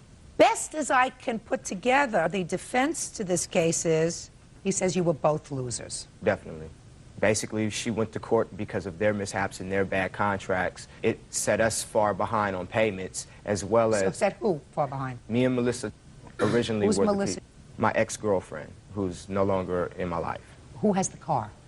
I won the case and had them take the car back because I charged them with fraud. They did take the car back, so that's gone. Oh, so the car is gone. Yes. Why is he still living in your house? Because he lost his job, that's how he got behind in his car payments. And I figured that when he got a job, if he didn't have to pay rent, he could pay me back the debt. Right, but then I got put out before I can even settle into my job. Put out where? I was living there, and while I was busy working on a project, I was told that I needed to come and pick up my stuff because I hadn't been home in maybe a week and a half. When I went to go and pick up my mail actually was a suit paper. That she filed? Right. When and was she that? told me that she was just And doing when was this that? to protect herself. This was a matter of 3 months ago. So when did you move back into the house? Maybe like 4 days after I went to her, and I told her, I said that I always try to assume responsibility. Before I took care of some tickets, I gave her money. She went and paid some of those tickets as well. But you got a lot more tickets. Yeah, there was a lot of tickets. Well, why'd you get so many tickets, Mr. Franklin? San Francisco gives a high rate of tickets, and I had tickets that I didn't even know about accumulating and piling up. What do you mean you didn't know about them? Well, sometimes you get tickets, and when you get there, they're not on your car. Yeah, everybody tells me that, but not all those tickets, Mr. Franklin. Not $1,500 worth of tickets. They didn't all get lost. Judge Judy continues in a moment. I'm absolutely dying of curiosity. Why is he living in your house again? That's a good question. Real cases, real people. Judge Judy. Tanya Dennis says her son's friend, Michael Franklin, owes her for a botched car lease. Who's supposed to pay that? I was. But you didn't. Well, I paid half of it. Why should she be responsible for $1? Well, she wasn't supposed to be responsible. But she has to be. Her name is on the car.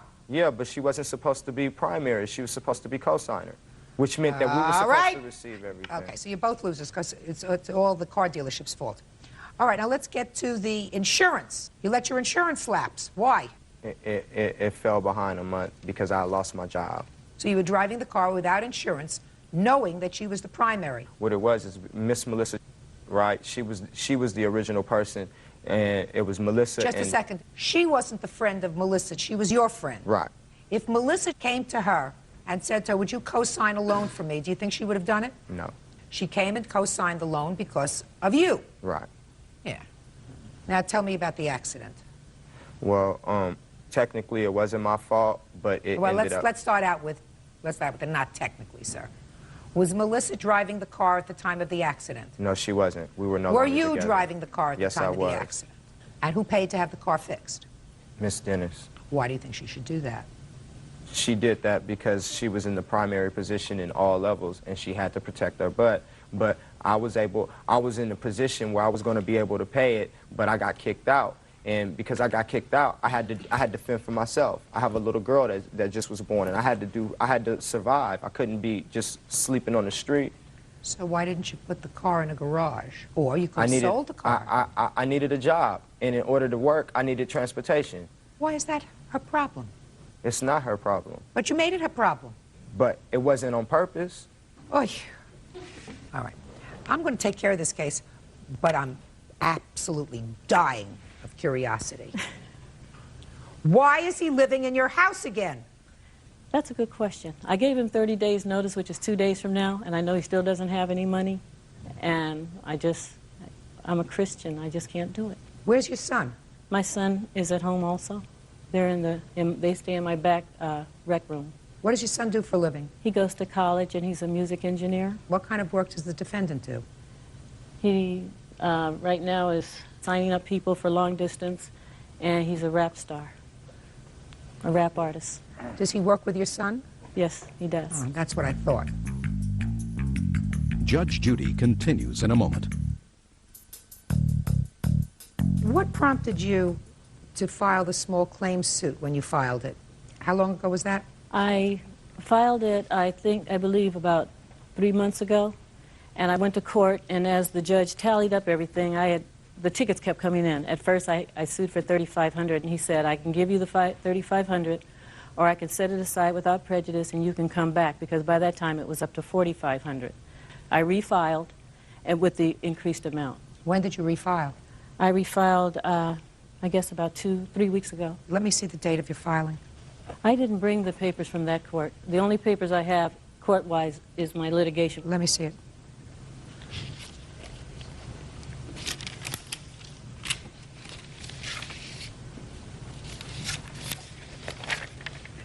I charged them with fraud and breach of contract. How much did you collect? I settled out of court. They took the car back, and I had to make the car payment for that month. But no other damages? No, none. Judge Judy? Yes?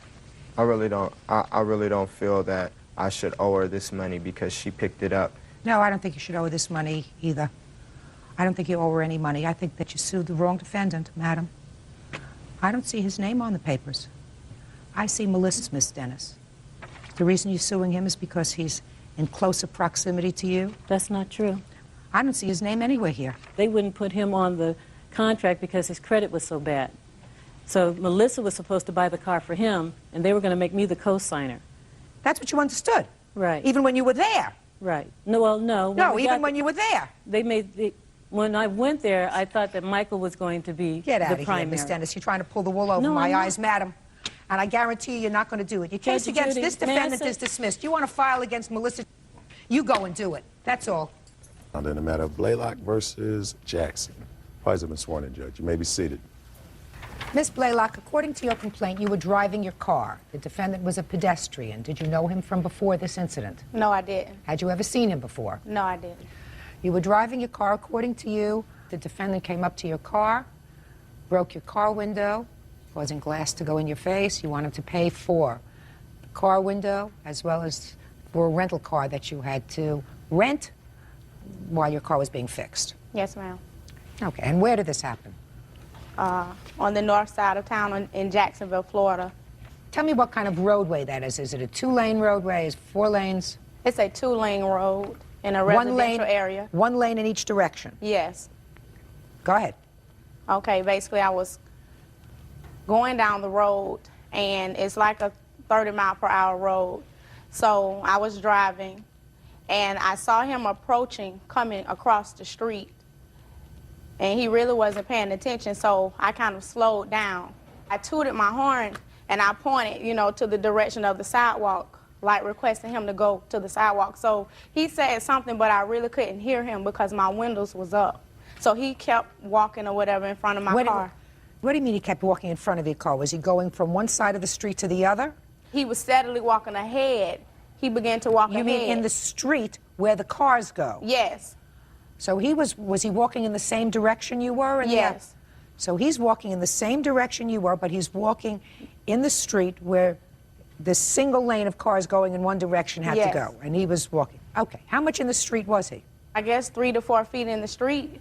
Okay, and he was walking in the same direction as your car? Yes. You tooted the horn. Did he turn around when you tooted the horn? Yes, he did. So I rolled my window down. I was like, could you get out of the street? So he began to curse, and I'm a pedestrian, I don't have to move, or whatever other words he was saying. But I was saying, well, you still need to get out of the street. So it was a verbal, you know, confrontation. So then a school bus came. So the school bus, because I was gonna go around him instead of driving my car on the side, you know, on the sidewalk and the grass, the school bus came. So the school bus stopped. The kids got off of the bus, so that he was still in the middle of the street doing this process. So then kids began to walk through. He was still acting irate and cursing. So then that made where I couldn't even go around because the kids had came to a complete stop watching him. So I was, after the kids that were walking, you know, towards the apartment complex, after that area was clear, I was gonna go in the grass and go around him. So I rolled my window back up, I rolled to the side. He began to approach my car. So I couldn't just speed, you know, in that area because of the kids that were walking, and he was up to my car cursing. But as he is cursing, I'm not even really looking at him. I'm trying to hurry up and get away from him, but I didn't want to hit a child. All of a sudden, he bust my window with his hand. Which window did he bust? He bust my driver's side window. So I grabbed my cellular phone. I said, now I'm calling the police. So he was cursing.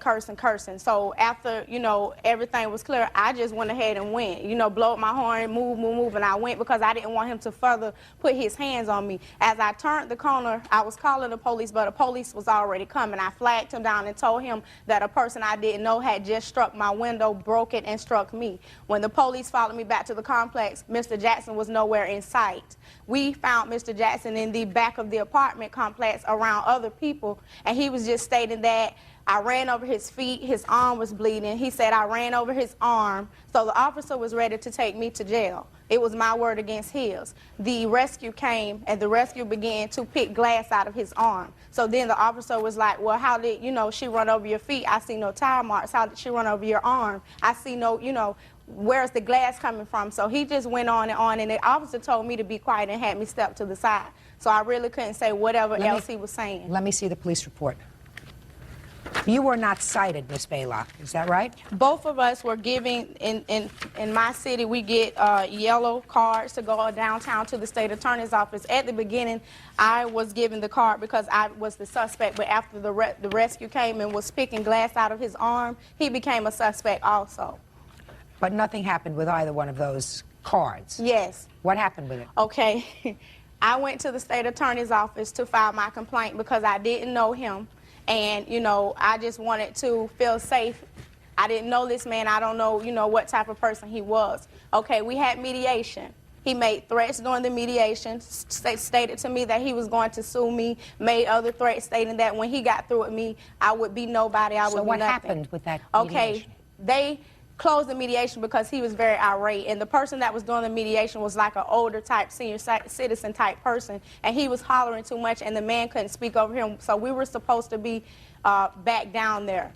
I received letters in the mail that he was suing me from my insurance company, and then I had several... Do you have a lawsuit pending against her? I have the paperwork Just right a second. here. I'd like to see that too. So you don't have a lawsuit pending against her? No, ma'am. Did you file a claim with her insurance? I had not filed a formal claim with her insurance company. What I had done was I had consulted a lawyer who put in a request to her insurance company about this situation at hand, and that's as far as it went. Okay, so your lawyer sent a letter, and the insurance company sent a letter that they were not accepting your claim because they say, based on information that they have, that you intentionally put your arm through a window. Now I'm going to look through the police report.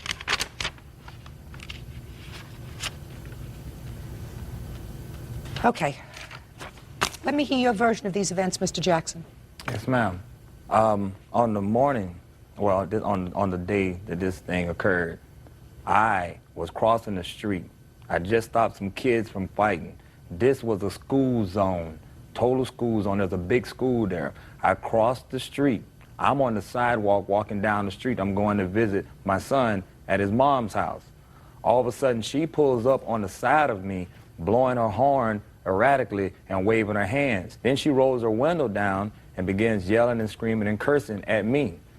I asked her one time, I said, "Who are you and what do you want?" She's in her car on the street. "Yes, ma'am." And I tell her, I said, "What is it that you want from me? I don't even know you." At that time, she says, "Don't worry about it." And she speeds off. I kept walking down towards the entrance of these apartments. I didn't think anything else about her at this moment. I'm walking with a bunch of kids around me. Like I say, it's in the school zone, and the kids are just out of school. Right at the moment when I go inside of the gate of these apartments, all of a sudden I hear a car pull up behind me, and the tires are like dragging.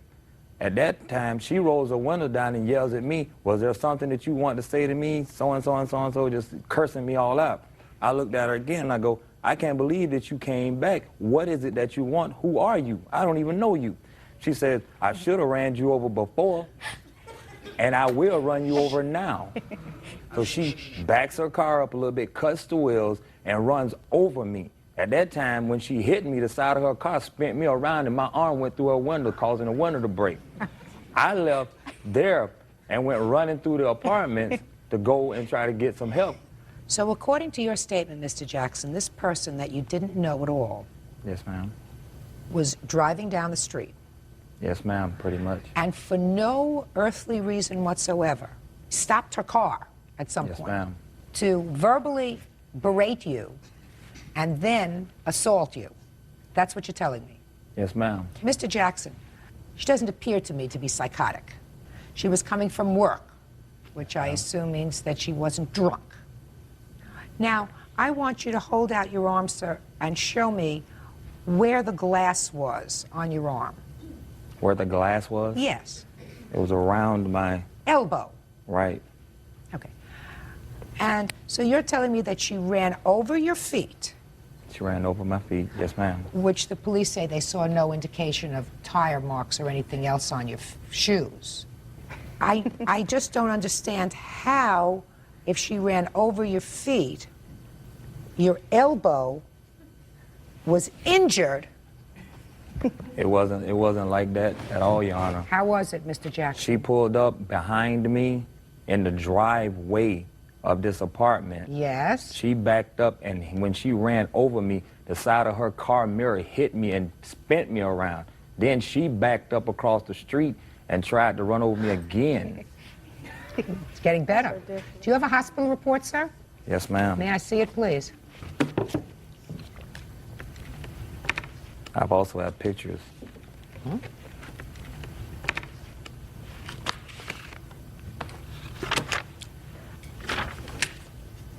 I'm looking through these papers because you say that you were hit on the side by her mirror. There is no indication in the hospital chart of any bruise on your side, sir. They didn't have any bruises on my feet either, Your Honor. That's right, But they I didn't. still got ran over by them. I'm telling you, they have absolutely no bruises on your feet, none whatsoever. They gave me x-rays at the hospital stating that none of my bones were broken, but my feet were swollen. Oh, let's see if they say that. Did they say that anywhere in the hospital records? They got it documented Let's on see. The laceration was in your elbow. Yes, ma'am. I don't see anything about swollen feet. Didn't say you could. It should be in there. Well, I don't see it, sir. Now, the only other thing I have to ask you, Miss Baylock, is, am I correct that at one point you actually drove your car up on the sidewalk? Yes, ma'am. Why did you do that? Because I was scared of him. It's dangerous, Miss Baylock, to go It was up dangerous for me to be, you know, in that situation with him. I understand that.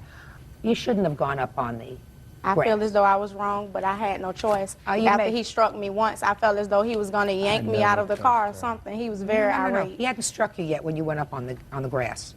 Hadn't struck you yet, according to you. You went up on the grass, and then he approached your car. But, Your Honor, the reason why I tried to proceed to get away from him is because he was cursing and approaching my car. Right. I Your tried Honor, to get she's away not from him telling before you. he approached my car. She's not telling you what happened. Cost of replacing your window is $179.75. Is that right? Yes. Your Honor, Mr. she Jackson, left the scene. Mr. Jackson, she did not leave the scene. She came left back. the scene. Shh. She flagged down the police and brought them back. If somebody just runs over somebody's legs, they don't do that. Judgment for the plaintiff in the amount Your of Honor, I'm also $179 for my rental car. and I'm denying that, madam. $179.75. You can replace a window in a half a day. You shouldn't have been up on the sidewalk. That's all. Parties are excused. You may step out. My arm, I got 36 stitches, I got 10 puncture wounds, and I'm paralyzed from my wrist down to my elbow. He tried to sue me for over $10,000. Basically, I don't have any money for him, but he caused those injuries on his own, and that's good for him. I want to see my medical bills paid, and I don't want to see her no more. And now the next case.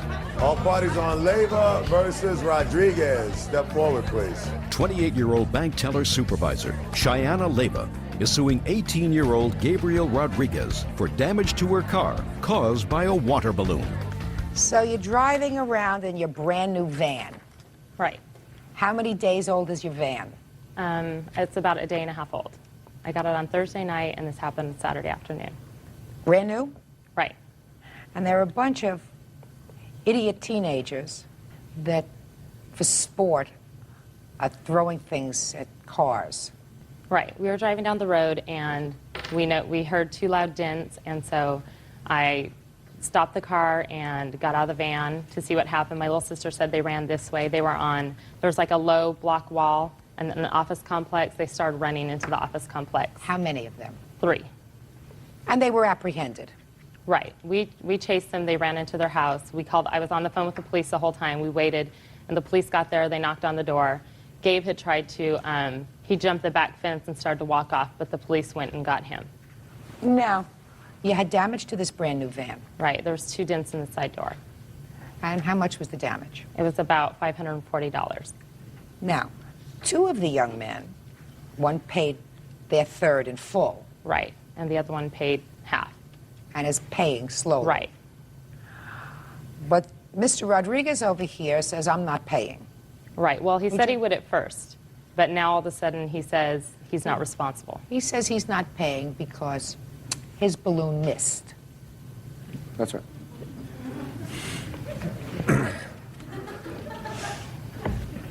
And there were only 2 dents in the car. Right. Right? Now, what prompted you and your idiot friends to engage in this kind of conduct? We had nothing else better to do. Was that during the week? It was on Saturday. You had nothing to do on Saturday? No, man. How'd you get a job? Should do that. What were you throwing? We were throwing water balloons at each other for the day. And then we got tired of throwing them, so then we just lost them over the wall when we saw the car. And we hit the car.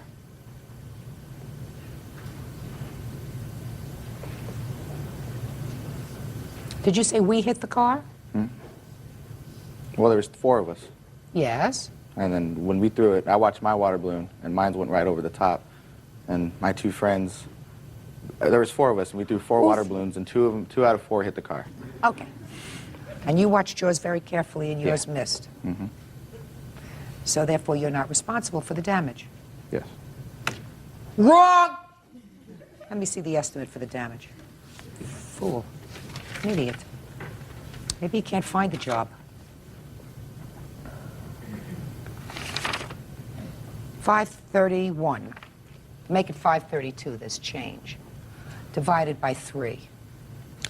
$177.33. Co-conspirators to commit the act of vandalism. That's what you were. Co-conspirators. Right? Right. You mean because of the Earth's spin and gravity and luck, maybe your balloon didn't hit? You're not responsible? I feel I'm not. You still feel as if you're not? Yeah. Were you alone? No, I had my little sister with me who's 13, my husband, and my baby, my 8-month-old baby, and my 4-year-old daughter. So let's say, Mr. Rodriguez, that all you idiots threw your balloons over, a couple of them hit. The plaintiff swerves, hits a wall, and her baby is severely injured. Would you be responsible? Yes. Why do you think you'd be responsible if your balloon didn't hit? Because I helped doing it. Right. Judgment for the plaintiff in the amount of $177.33. I just wanted him to see. Right. That's why I was so mad. Right. He may still not see, Probably but maybe not. he does. Fool. Yeah, definitely. 18-year-old fool, not 6 years old. Right. Throwing water balloons. 18 years old. See, please. Miss Allen, you and the defendant lived together for how long? About 2 years. And you have no children together? No, we do not. But you just resided in the same apartment? Correct. Okay. And according to your complaint, there came a time when Mr. Andrews had fallen behind in some child support payments to former mate, former spouse? Ex-wife. Ex-wife. He faced the potential of being incarcerated. It's sort of convoluted, but I gather that he couldn't ask his parents for money directly. Correct. So you made arrangements to borrow the $1,300 that he needed with the understanding and the promise to his parents that you would pay that debt back to them when you got your tax return. Correct. You say you got your tax return, you did pay them back the $1,300, you and the defendant went your separate ways, and you want the $1,300 back from him. Correct. And Mr. Andrews says that the money was joint. The money that was paid back to his parents, he acknowledges that it was paid back to his parents, but it came out of a joint account. That's your defense, sir? Yes. Okay. It's not true. When did you go to court for child support, sir? 3 of 98. And how much did you owe in child support? I owed, what I needed to pay was like $1,843. What did you owe? $2,300. $2,300. And what were you told if you didn't come up with $1,800? That I could possibly go to jail. So what did you do? I talked with, Kim and I went over and talked with my mom and dad. So the two of you went over together? Absolutely. We were in my attorney's office. We went and talked to my mom and dad about borrowing the money from them. We borrowed part of the money from them. We didn't borrow all the money from them because Borrowed we had $1,300. $1,300, right? Okay. Right. $1,300 from your parents. Right. Had you borrowed money from them before? Yes. Often? Not often. My mom and dad are not big on loaning money. They like for you to kind of make your own way. Was there any discussion at that time of when they were going to be paid back? Yes, that would be their first question. How and when are you going to pay me back? And what was the discussion? The discussion was we wrote them a check for part of it. They were to cash it on a certain date, and that... Okay, let's go back. Okay. This is March of '98. Yes, ma'am. You wrote out a check to your parents. Yes, ma'am. Which I assume you have. No, I Cancel don't. check? I have no check stuff. She has all that. You have them? I do. And what was the date of the first payment to his parents? That was on March 10th. That's when the first payment was to be made to them. They could cash the check. That was when I got my taxes back and the check was sent to them. Let me see. Are you telling me that at the time you took out this, you borrowed $1,300, you did not in fact give them a check, as Mr. Andrews says? No, we stated? did not. Partial check. No, we Partial did not. check. For how much? It was $500 and some odd dollars because you can see I have a $1,843 payment that was made on 3 of 98 to the child support services. Listen to me, sir. Okay. That wasn't made to your parents. If you owed them $1,800, you borrowed $1,300 for your parents, you didn't make your parents a payment of $500. You made the government. You sent to the child collection unit $500. No, I borrowed $1,843 from my mom and dad and sent my mom and dad a check for $500 and whatever odd dollars it was. The check if that I'm not they mistaken. gave him, the pink copy at the top, is for $1,343, and that is what we borrowed from them. They had made the check out to him to pay to Alamance County Courthouse. Right. My mom and dad had gave me a check, and I went and got a counter check for it, a bank check for it. Doesn't make any difference. They gave you $1,300. That's all. That's what they gave you. They didn't give you $1,800. Okay. So the $500, you didn't give them a payment for $500, which is exactly what I said, Mr. Andrews. You gave the court $1,800, $1,300 from your parents, and $500 from you. Right. Okay. Right? Well, it's been so long ago. Some of these money amounts are not quite. Well, you've been living with this situation, sir. I've only been trying to understand for 3 minutes, and I got it. I understand. Okay, good. I'm glad you understand. So now we're down to $1,300. Now, the $1,300 was repaid on the 10th of March. And that was out of his account, ma'am. It was not out of a joint account. That was out of his account. How did this $1,343 get into your account, sir? I would assume we had both put it in there. Don't Money. assume anything. Try to remember. I'm sure she got her tax money back, put it back in there, put it in there. She has held all my financial records. I have nothing. I didn't hold them, ma'am. If you look at who wrote that check, you'll see her handwriting. No, that's your Just a handwriting. second. Is it? Joe, just a second. No, it's your handwriting. It is? Okay. I haven't seen it. She kept it all. Mr. Andrews, you said rather emphatically a moment ago that it wasn't your handwriting, that you remembered. She usually wrote all the checks. She even wrote checks out of my But account. do you understand what I just said Oh, I to you? You understand. said it's not my handwriting. She wrote the check. Right. I That was understand. said with a certain authority. Okay, I understand. Okay, so this money came out of your account just a few days later Right. to pay back your parents. Right. It didn't come out of a joint account. It came out of your account. Right. Did you put the money there? I don't know if I put any of it there, to be honest with you. It's been so long ago. I'm sure that when we talked to my mom and dad, we had a method of paying them back, and the method was... Well, the she method was of paying them having back was... tax money. Right, exactly. Tax money. Exactly. Her tax money. Right. She had definitely, yeah. So why don't you owe her this money? I have no idea. I don't think I owe her any money.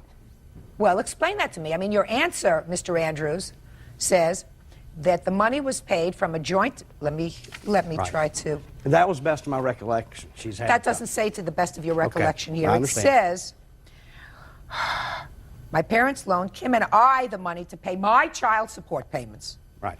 We paid them back around a month later from our joint bank account. This is not the first loan that Kim and I have had with my parents. And That- we've This is had the only loans loan. with- Just a we've second. had loan- ma'am. This is the only loan I'm talking about. Okay. Okay. Yes, it was. This is the only loan that's being sued for, Right. and your parents aren't suing you. They got their money back. Right. Right. So what you're telling me now, Mr. Andrews, after some dancing around, is that the money was, in fact, put in your account by the plaintiff to pay back your parents, and it was put there from her tax return. I'm sure it was. Good. Now, did you pay her back?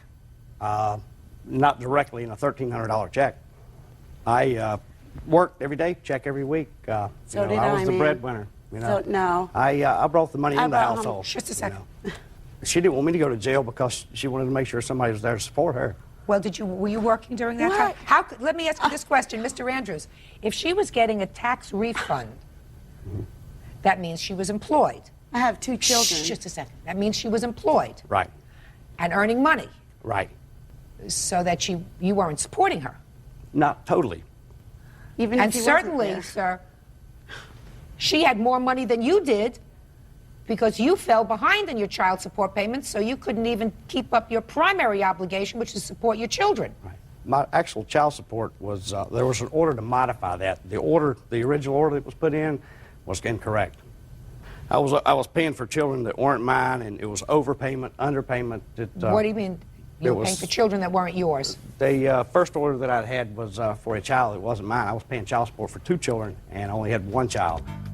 Judge Judy continues in a moment. It wasn't a stranger that they picked out of a bucket No. and said, Mr. Andrews, you're going to pay for this child. So who is this child? Well, actually, my wife had this child while we were still married, but it was another man's child. Real cases, real people. Judge Judy. Kim Allen is suing former boyfriend, Thomas Andrews, for a loan to pay his child support. He says he paid it back. Were you paying for 2 children, sir, because both of those children were receiving welfare? No. Well, the only way you can pay for a child that's not yours, in most jurisdictions in this country, is if you're married to their mother and you are their step-parent, and there isn't another deep pocket to go after, so they say as a step-parent you are responsible for paying support, at least to the amount that the citizens are paying for that child support. Right. So is this child that you say, I find this interesting, is the child that is not yours a child that is totally unknown to you? No, not unknown to me. No, It wasn't a stranger that they picked out of a bucket No. and said, Mr. Andrews, you're going to pay for this child. So who is this child? That child was my ex-wife's child. Right. So Right, you were exactly. the stepfather of that child. For about 3, yes, exactly. Right. And as the stepfather of that child, there was a time when those 2 children were receiving public assistance. No, well, I guess, yes, sure. And therefore, the state was pursuing you for child support for both of those children. While the relationship of step-parent, stepchild existed until you were divorced. Well, actually, my wife had this child while we were still married, but it was another man's child. Oh, well, that makes it even more interesting. Still in all, there must have been welfare involved. Right. If you're going to be a good judge in the family court, you got to learn one thing. It's not like any other business. You got to follow the money. Right. You owe $1,300, judgment for the plaintiff. Thank you, ma'am. Parties are excused. You may step out. I lent him that money, and he promised me he'd pay me back, and it was my money to begin with because I earned it. I do not believe I owe her any money at all. I have put money in that relationship to ends meet, and I guess hopefully this will be finished. She has been pursuing me for money, and hopefully this will be the last straw. I called him a few times, and first time he said he had to think about it. Second time he said he wasn't going to. So that was my money, and I was going to get it. She just keeps digging for money. I've got receipts here where she dug for money last year. Hopefully this will put a stop to it. Girls out there, women out there, don't just give your money to any man. Bring it to the diva of truth and justice, Judge Judy. That's right. And now the next case. All parties on Sheamus versus Summer. Step forward, please. 26-year-old second-grade teacher Corey Sheamus is suing ex-boyfriend, 25-year-old music teacher David Sommer, for a computer and a tattoo. Miss Sheamus, were you dating the defendant for a while? Yes, I had been. And during that time, a sister gave him a computer. You said that you would hook up the computer or do whatever you do with computers, and while you were doing that, you broke it. Is that right? It had crashed and some things need to be reinstalled. It wasn't totally broken. But that's while you were working on it. Right. So according to your complaint, you went out with the defendant, purchased a new computer, loaned him $400 towards a new computer. The second part of your complaint is you wanted to get tattooed. You wanted to get joint tattoos. He didn't have any money. You laid out the money. It was $600 in total, and he gave you $50 towards the purchase of a computer. Is that right? They weren't, it wasn't joint tattoos. We were going to get them together. Or you were going to get them at the same time. He says he never accepted any of this as a loan, but I assume that you purchased the computer because you broke the one he had, and the tattoos were a gift. Okay. Plaintiff came over and you asked her to help you, or she volunteered? She had volunteered. Is that right? He said, well, you know what you're doing, so go ahead and work on the computer. So you did, it broke. Then what did you do? Then we decided to take it to a computer store and see how much it would be to get the programs reinstalled that we needed to reinstall to fix it. Okay, is that, so far, is that correct? Yes, ma'am. And what did you both learn at the computer store? It was going to be about as much, maybe a little bit less to get the computer fixed than to purchase a new one. So what was the conversation? I said, I will loan you the money and you can pay me back. The agreement was he was going to pay me back as much as he could every week, $25, $50 until it was paid off. The computer was originally to be used in my work, my business, and that's where everything had happened. She had felt bad about breaking my computer, therefore she bought me the new computer. Well, don't tell me what she felt. Did you have a discussion with her about payment for the computer? No, she said, I broke your computer, so I'm going to get you a new one. Judge Judy continues in a moment. Why would you indulge yourself advancing him another $200 to put him another $200 in debt to you to get something that was whimsical, like a tattoo? Real cases, real people. Judge Judy. Corey Seamus is suing former boyfriend David Somer for a computer and a tattoo. Did he make any payments at all? He made one payment of $50. When? Probably a week or so after it was initially purchased. What did you give her the $50 for? That's all I had. I figured if she's going to buy me a computer, I may as well give her what I have for it. You sent that 2 weeks later? No, the money I gave her was that day that we purchased the computer. So you didn't send her anything afterwards? No, it was that day. That's not correct. When we went to purchase the computer, he paid $50 or $60. He put, that's what he had on him. I had paid for the rest. And then it was a week or so, a few weeks later, he gave me $50. I wasn't working. I had no source of income. There was no way that that was possible. He gave me $50 a couple weeks later. What did he say when he gave you $50 a couple of weeks later? At that point, I believe we were still dating, and he said, I have some money. He was planning on paying me back. He'd even told me he's planning on paying me back. Whenever he had a couple dollars here, a couple dollars there, he was going to pay me back. All right, now let me hear about the tattoos.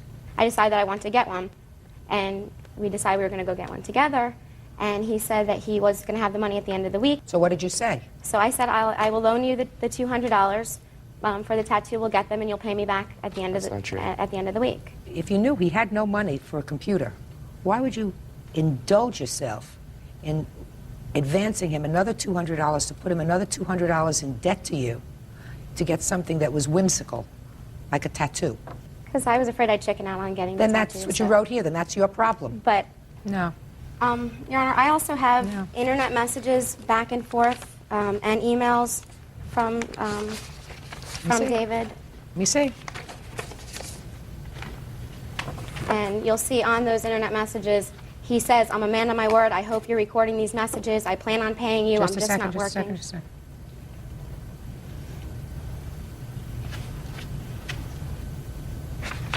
Could you show this to the defendant, please?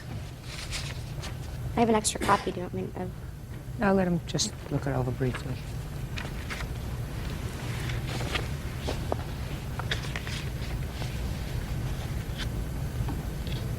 Does that refresh your recollection? Yes, ma'am, but she also does not have, I don't have them either, but copies of harassments towards me. This was after the harassments. Just a second, sir. Yes, sir. Were you in the privacy of your own home when you had this conversation Yes, ma'am. with her? So you weren't being harassed at the time? Nobody was holding a gun to your head, is that right? No, ma'am. And you had this conversation where you clearly say to her, you'll get your money, but right now you can't get blood from a stone. I'll give it to you when I have it. You want me to give you some other quotes? No, ma'am. All right. Ms. Seamus, you acted foolishly. Foolishly because at the same time when he didn't have enough money to buy something that he needed for work, according to him, you decided that you wanted to have a tattoo. And it couldn't wait. Judge Judy will continue in a moment. Based upon your correspondence, sir, these were loans, not gifts. Before this, I was receiving phone call after phone call, emails, instant messages. I want money, I want money. My mom had told me, just tell her you're going to pay her and get her off your back. That's not what that says, sir. This is a 4-page dialogue. You should have listened to your mother. You should have paid her. Because there's nothing like a woman that feels as if not only has the relationship expired, but it's expired, and she's $600 out with a tattoo, no less. Can I have the evidence back, please, Bird? Now, my only problem, Mr. Sommer, is she's suing for $550. According to you, you owe her $600. She says that you gave her a check for $50 2 weeks after the computer was purchased. You say you never sent her such a check. You think she's wrong? Yes, ma'am. Well, then you would owe her more than she's suing for. No, I paid her the day of. I gave her $60. In any event, Ms. Seamus, he doesn't get it. You're only suing for $550. That's what you say he owes. He would like to pay you more, but I can't let him do that. Judgment for the plaintiff in the amount of $550. That's all. Anyone on the calendar, the matter of Grossheim versus Snyder. Thank you. You're welcome, Judge. Parties have been sworn in. You may be seated. Folks have a seat. Where's the boyfriend?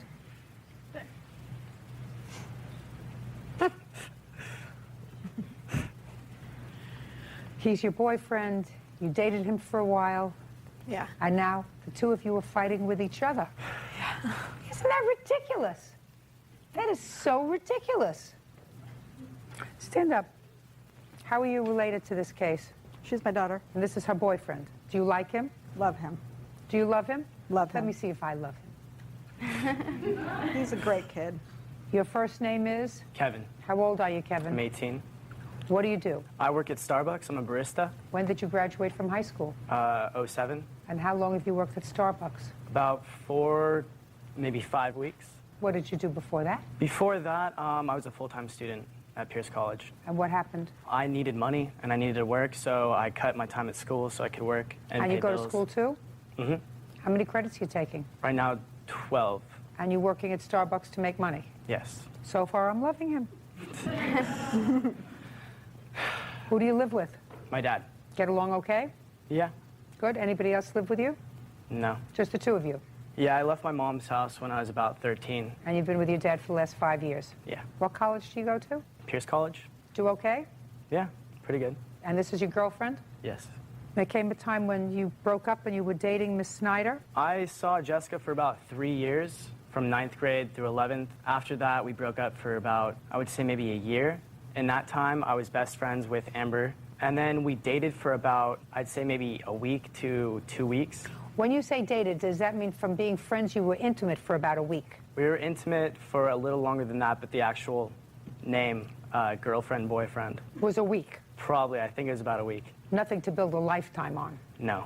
And then you went back to your girlfriend? Yeah, a few months after. Could do worse? Sit down. It is your claim that Miss Snyder has twice vandalized your car and assaulted you. Yes. Miss Snyder says that she did not vandalize your car and that she really doesn't remember the assault because she was too drunk, if I'm reading your answer correctly. I don't remember who started the fight, but I remember the... You remember being in a fight, but you don't remember how it started. The tussling on the ground. Okay. Why don't you tell me when your car was vandalized? It happened twice. And the first time, I believe it happened August 24th or August 25th, one of those. Of 07? Yes. I was at my friend Alexis's house, who's here with me right now, and she had some people over. Kevin came, and Amber and I believe Cameron, which is her other witness, dropped Kevin off. And to later, drop him off? Yes. They weren't invited. Amber later came back and picked up Kevin, and in the morning when I woke up, my car was keyed. Everybody at that house, like, I was really good friends with for years. Then, so you think it was the defendant? Yes. And everybody, I know they're not here with me right now, but people agree. I'm a witness. Shh. Is that the only evidence that you have that Miss Snyder keyed your car? For the keying, yes. So you understand that that's not sufficient evidence? Yes. Okay, so that incident that happened on the 24th or the 25th of August is dismissed. What's next? Okay, so even prior to that, she was... Go prior. Okay, well, after that also, she was calling Kevin, threatening to, I'm sorry, my car, to me up if I was around. She wouldn't come anywhere if I was there, and she was complaining that I was stealing all of her friends from her when it was really her who was keeping herself from coming. She actually have MySpace messages that she posted. Would you like to read them? Okay. I would like to know what this has to do with the second act of vandalism. Well, she was telling me to watch my back. She was calling me a stupid. She wrote, "I won't hesitate to smash your ugly face in. You seriously hope you should never see me." She admitted that this was about me, said that the next time she sees me, she will make a move. She's not scared of anyone, and everybody knows that she can beat my... We could ask anyone. Just a second. Can we get to the second act of vandalism on your car? Yes, this all ties into it, because this is what she wrote on MySpace, and then it happened. She was calling Kevin constantly, saying, "Why is that car at your house?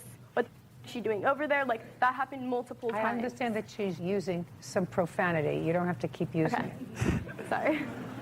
So she basically had the motive and the opportunity to mess with my things. Okay. So that also, you understand, is not evidence. Yeah. Now let's get to the assault. Well, I guess it ties into what I was telling you before. She actually got in a physical fight with her, Alexis, because she was defending me in this message. And after that, I saw her at multiple parties. Alex, which will probably deny it, came over to me telling me to leave the parties because Amber's threatening to kick my, butt or whatever. Those aren't my exact words. No, well, those aren't her exact words, but she was telling me to leave because of Amber. It happened multiple times. I stayed away from her. One party, a whole bunch of her friends were holding her back. She threatened to spit on me. Would you tell me what happened with regard to the assault, please? Okay, so the final actual assault that happened. Date? March 7th? Yeah, March 7th. One of our friends were having a party, and we were both there, and it was really big. There were lots of rooms, lots of people there. Well, at one point in the night, she walked by me and, pushed me, with her shoulder, and I told her not to push me. She got in my face, said she could push me if she wants to. There was some, profanity in there. One of my guy friends broke us up. Well, not really broke us up. He just stood to make sure nothing happens. Well, closer to the end of the night, she had ran over to Kevin and was telling him, you better take, your whatever girlfriend outside. I'm gonna beat her face in, or whatever she was saying. And then Kevin, literally dragged me outside. She ran out there with a bottle of something in her hand. She was in my face. We were both yelling at each other. I told her to put the bottle down, because in the past, she has actually smashed bottles over people's heads. And present. Yes, and present. And it's ironic, because she actually did it to her boyfriend that she has now, to his ex-girlfriend a few weeks ago. And it's the truth. Just tell me what happened to you. So she was yelling at me. She put the bottle down. I went to turn around. She punched me in the face. Where we ended up on the floor, punching, hitting, kicking each other. Just a second. Well, that's a fight. Yes. But she put her hands on you first. Yes. She punched me when I turned around. Were you injured? I had bruises and I had some scratches on my face. Yeah. And I have a chiropractor bill also. I'd like to see it. Okay. Ms. Snyder, you understand that you have lots of questions to answer for me. Yes. Okay. Sorry. Your Honor, could I say something as well? About? About the all the assaults that were going on? I'm only here about one assault. Well, it was one physical assault, but there was many threats. I'm not interested in the threats. I'm here about this assault. Judge Judy continues in a moment. I don't think it was intentional. I think of course it was intentional. I don't care. Listen to me. I don't care about what the operation of your mind is. All you tell me is what you saw and what you heard. Sign says her boyfriend's ex-girlfriend, Amber Snyder, vandalized her car and assaulted her during a party. Amber denies the vandalism and claims Jessica started the fight. What I want to know, Ms. Snyder, is why, and it's clear to me, you're angry with her. Very. Why? Because just animosity built up from, me and her became friends after all the vandalizing happened. And we became friends for about I'd say December to March. And we hung out, we called each other. It wasn't just, it's okay to hang out. We actually called each other on our own cell phones. And then she was and this was after? This was after the vandalizing happened. This is after? I have proof that we weren't friends. Right here. Hey, She didn't interrupt you. You're not to interrupt her. Do we understand each other? This was after you and Kevin were no longer seeing each other. So this is in March. This started in December and then it ended in March. Then we made an agreement where like she was like, okay, well I'd rather have your friendship over like Kevin, and I was like, okay. And then so she said to you, I prefer having a friendship with you and not being with Kevin. Yeah. And then she went back to Kevin. Yeah, and then it was just a second. And that's why you're angry. Yeah, because I like being friends with her, and then it was like downhill. What's your first name, Amber? Yeah. Amber, listen to me very carefully, sweetheart. Men are never worth fighting over. So I've heard from a lot of people now. Get one, find another. Do you understand? Never worth two women fighting over. It's demeaning. Second, I think that as much as he's a very nice guy, the fact that he was intimate with this young lady for a week shows just a little bit of a flaw in his character. A little bit of a flaw, because she clearly thought that she was a more important person in his, put your hand down, more important person in his life than he did. Women tend to hold on to that feeling. You understand that? I've been with my husband since I was 16, so. So you get it? I get it. You get it? But I would never fight over a man. Oh, yeah, it's ridiculous. Fight the man. Beat him up. But, Your Honor, she wasn't fighting over him. She was. No, I understand that. Okay. She. You want to get mad? Never understand why they go after the new girlfriend. They ought to go after the husband. That's what they should go after. What are they going after the new girlfriend for? Listen, I don't know whether you vandalized her car. Only you know whether you vandalized her car. If you did it, whether you did it alone or with your friends, only you know that. Unfortunately, in a courtroom setting, we have proof, and that doesn't rise to the level of proof. So now you're going to tell me that you don't remember how this fight got started on March 7th. I do remember all the yelling, and then, I don't know, I admit that I was maybe a little too drunk, and I just blacked out, and all of a sudden I remember being pulled to the ground and her being on top of me. I was with her that night, and I witnessed the whole thing, and I had not had a sip of alcohol. Then, just a second, then come up here and I'm going to hear you. Tell me your name. I'm Alex DiLorenzo. Okay. Okay. A lot of things Jessica was saying about that night are true. When she was walking by, Amber did brush her on her shoulder. There's obviously tension. What's a brush? Explain to me what a brush is. Sorry for not using the right words. No, I want to know what a brush is. When they were walking by... Is it a body thing? So yeah, like a hit on the shoulder, and it's like kind of like a get out of my way. They were both in the room. They don't like each other. They've had problems in the past, so... Just listen to me. She body Englished her. I don't think it was intentional. I think of course it was intentional. I don't care. Listen to me. I don't care what you think. Okay. I don't care about what the operation of your mind is. All you tell me is what you saw and what you heard. And what you saw is Miss Snyder pushing her body against the plaintiff. That's what we saw. And then what did you see? Okay. They got into a verbal confrontation. Miss Grosheim said what? Do you remember? Yes. No, don't listen to me. Don't make it up. No, Amber, don't effing push me or something like that. Fine. I believe that she probably said it because that doesn't sound like it's something unusual for her to say. Okay. After that, things had settled. Jessica was in a different room. Amber was in a different room. At that point, they got into another confrontation. How did they? Just a second. They were each in separate rooms. Were they screaming at each other from room to room? No. No, look. I asked the questions. You answer the questions. What room was Miss Snyder in? The living room. Shut. Don't go any further. The defendant was in the living room. And where was the plaintiff? The house had two living rooms. One was close to a backyard, which is where Miss Amber was. And then Jessica was in... Don't clack up with the bracelets, please. Sorry. And then the living room, there was a pool table closer to the door of the front entranceway. There was two living rooms. Like you walk in through the house like this, the door. Don't tell me like this, like this. They were each in a separate room, living room. Separate living rooms. Okay. And when they got into the confrontation, in what room was the confrontation? Look at me. In what room was the confrontation? The kitchen. Judge Judy continues in a moment. The boyfriend came in because he heard the screaming back and forth. He grabbed her and said, let's get outside. You followed her outside. Now tell me what happened outside, Miss Troublemaker. Closed captioning sponsored by Grosheim says her boyfriend's ex, Amber Snyder, owes for vandalism and an assault. Who went into the kitchen? I'm not sure who was in there first. So you don't know, so that they weren't in two separate rooms? No, this was all verbal fighting. The physical assault hadn't happened yet. I'm talking about how they ended up in the same room to have a verbal confrontation. They both had to have walked in there, I guess, at different times. And You didn't see who walked in from where? No, I did not see because I was with Amber, and I know when we walked in, and I think Jessica was already in there, but like I said, I'm not sure. So Miss Groshheim was already in the kitchen. Mm-hmm. And you walked in with Miss Snyder to the kitchen. We had no idea. Just a sec. Don't tell me what was in the operation of her mind. Hers. You walked into where she was in the kitchen. Is that correct? Yes. And what happened when you got there? Amber saw that she was in the room, and they both started arguing. No. Somebody said something first. And if you don't remember, I would suggest you say, I don't remember. That's what I was going to tell you. I don't remember who said something first. That's why Fine. I said they started verbally arguing. Okay, but Miss Snyder went into the area where Miss Groshheim was. Yes. And where did this altercation continue? Jessica was dragged outside, and we were all... Was dragged outside by whom? Look at me.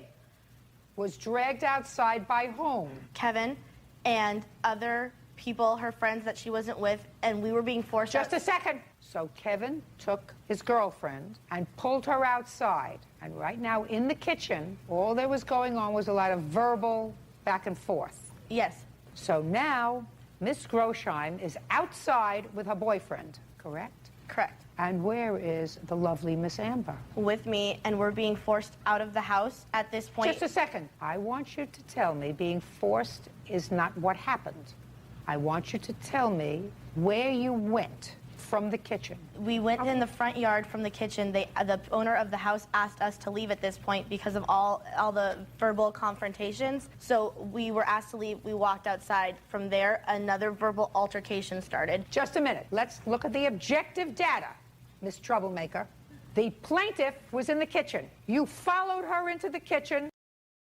The boyfriend came in because he heard the screaming back and forth. He grabbed her and said, let's get outside. They took her outside. And then you and Miss Amber went outside where she was, where the verbal back and forth continued. So she left the area. You followed her outside. Now tell me what happened outside. They started arguing. Again, right? Yes, they started arguing again, but this time Jessica said something to Amber, like Amber's boyfriend at the time was there, and Jessica said, he's a great guy, he's a great guy, something about, why are you doing this? And she started unloading things, saying things to obviously get a rise out of her, things like, Just you know, a second. why do you care? That's not getting a rise out of her, you idiot. That's saying, why are you continuing this? You have a nice boyfriend. Why don't you get over this? That's what you said. Just a second. That's what you said, she said. Judge Judy continues in a moment. What was the result of that? A friend that was there, I believe he was a friend of Jessica's, came in between Listen them. to me. I don't care what you believe. Somebody got in between them, right? Mm-hmm. And then, don't go over there, right here. And then... It looked like Jessica pushed her. What do you mean?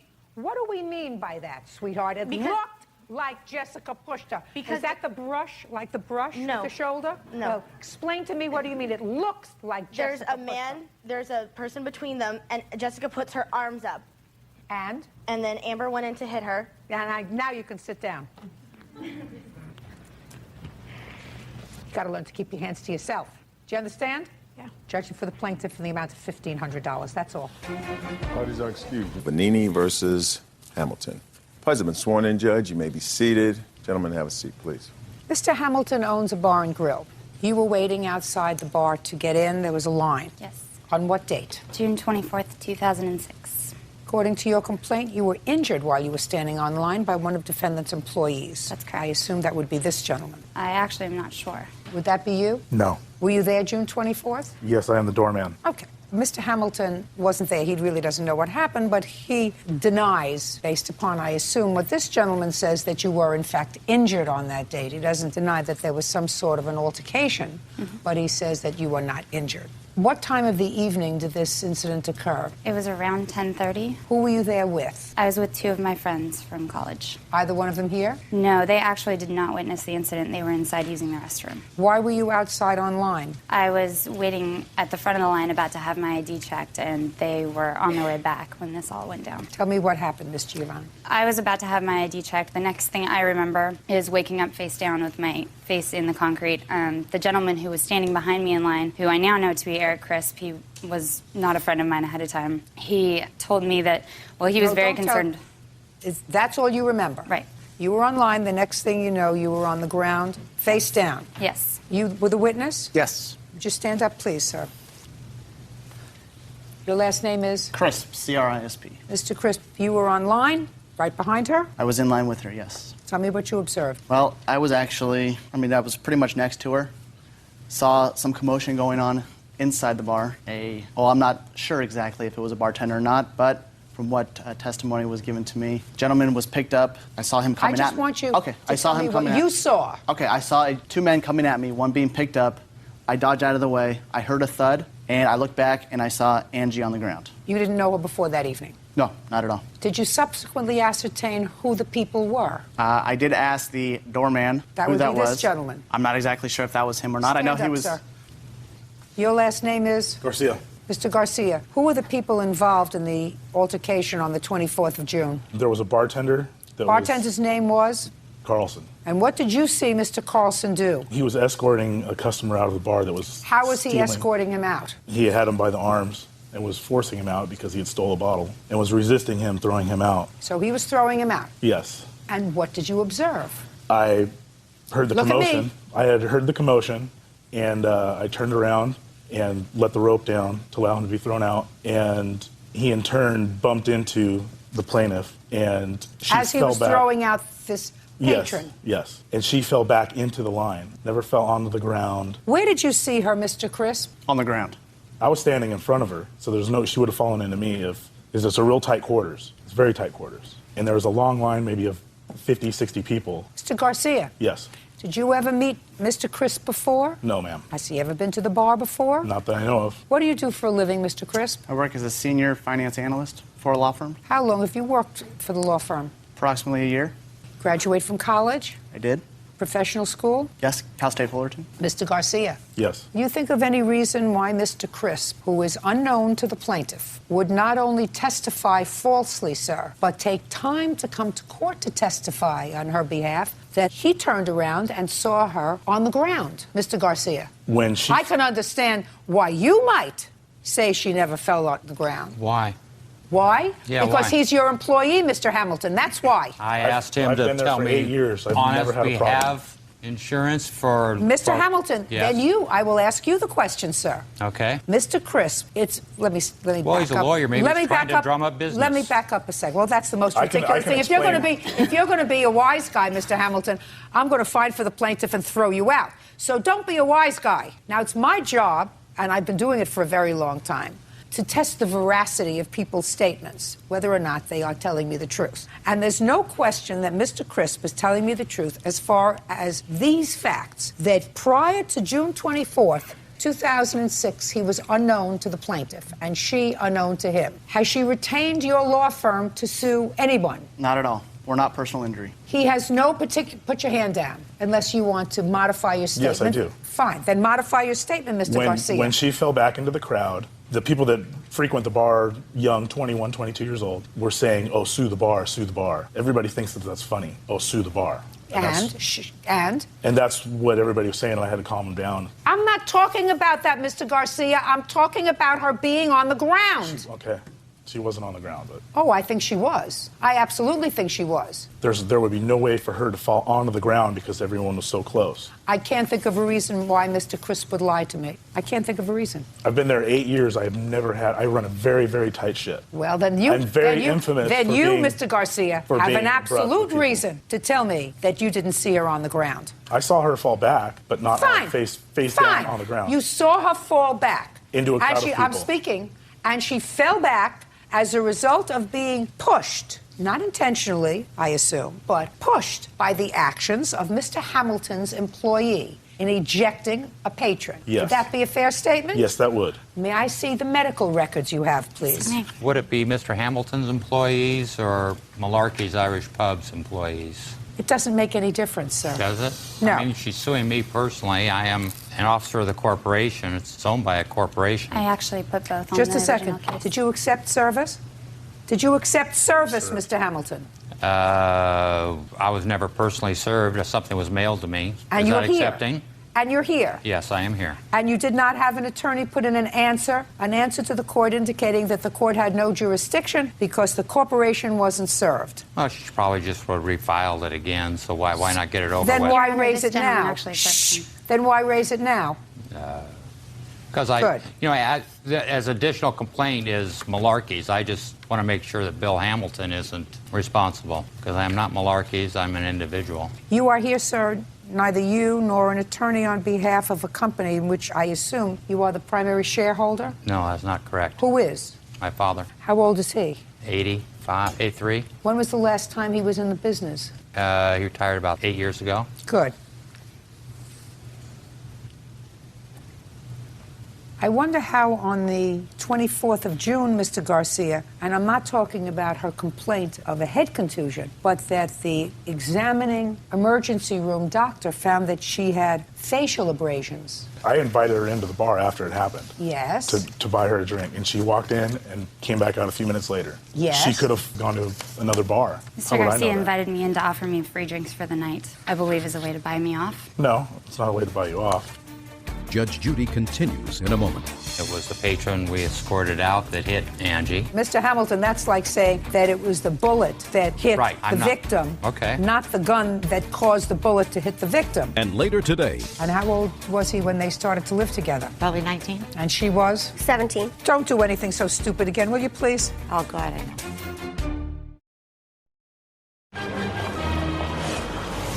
real cases, real people. Judge Judy. Angelina Giovannini says bar manager Bill Hamilton should pay for her medical bills. Angelina says one of Bill's employees knocked her to the ground during a scuffle with a patron. Yes, sir. I was the one that actually recommended that Angie's friends take her to the emergency room because of the thud that I heard on the ground resulting from that. And the fact it that it was not a simple push. It was more of a tackle, get a guy out of a bar very inappropriately in my eyes. I couldn't believe it myself. There was a 2.2 by 2 centimeter contusion on the front of her forehead, Mr. Hamilton, according to the emergency room doctor, as relayed in the diagram from the emergency room. That was never submitted to me. Well, I'm going to show it to you, sir. No, I'll believe you. Shh. All I'm saying is that was never submitted to me. Well, but I'm showing this to you. Don't you want to see it? Not really. If you say it's there, it's there. Hospital room technicians finds a hematoma to the forehead. Hematoma noted on the upper right forehead. What happened to the bartender? He went inside and continued working. Is he still there? Yes. Why isn't he here today? He's a witness under your control, Mr. Hamilton. Why isn't he here today? Because Richard saw it all. He's my doorman. I asked him to come. Why didn't you have both of them come? I'm not speaking to you. I thought one person would be adequate. Well, but you brought then the person who, A, was not directly involved with the confrontation, and B, whose responsibility it was at the door to maintain order. Isn't that your job, sir? That is correct. How many people on the line? Maybe 50 to 60. And there was a commotion inside the bar. Yes. Is that correct? So your primary responsibility is to maintain order. Yes. Right. So I would have, Mr. Hamilton, have thought that you would have brought the person whose primary focus was what was going on at that very moment in ejecting someone and who had direct physical contact with the plaintiff. Not somebody whose direction was 50 or 60 people standing on the line, a commotion inside the bar, and then something that happened outside the bar. It's just interesting to me. Now, Richard works at the door. The door is a very small area. There may be 50 people in line, but he's not walking down the line normally.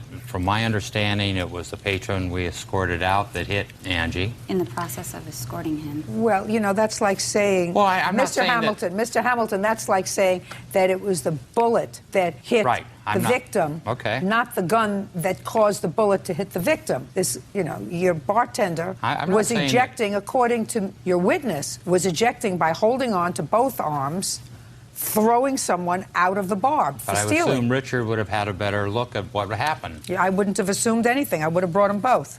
Okay, you have medical bills? Yes. I'd like to see them. Did you have insurance? At the time, my insurance was a little complicated. I was starting a new job, so... Did your insurance cover this? The insurance covered a small portion of it. I have the credit card statement for what I covered. Well, you can tell me. How much did you cover? $1,364.17. And since it went on my credit card, I also have copies of all the finance charges. Included in that is a collections notice that I received because Mr. Hamilton had accepted responsibility for the incident and explained to me that because of renovations he had just done to his bar, that he would be sending it to his insurance and taking care of it. At that time, I faxed all of this information to him, including the bills, and was under the impression that was in January. January of 2007? Yes, when I finally got a hold of him. It took a while to get through the bar to actually get his cell phone number. Did you receive the faxed information from her, sir? January. Well, I received a letter from her January 9th. Did you receive the faxed information, her bills, etc.? Yes, I did. What did you do with them? I have a file, or I put them in. You didn't send them to your insurance company? No, I didn't. Judgment for the plaintiff in the amount of $3,000. You didn't handle this well, Mr. Hamilton. Goodbye. Thank you. Parties are excused. You may step out. When I got the medical bills was the first time I tried to contact him. I was surprised it took her 6 months. Everyone at the bar wouldn't let me through to him, basically. When she sent the letter, I wasn't available. Until I finally got his cell phone number and was able to badger him enough to get him to talk to me. I'm tired of getting taken advantage of every time somebody stubs a toe. Well, I originally only asked for compensation for my medical bills. They want to sue a big company or a little company or sue somebody. The rest is for his negligence, basically, in not paying what he owed me. And now the next case.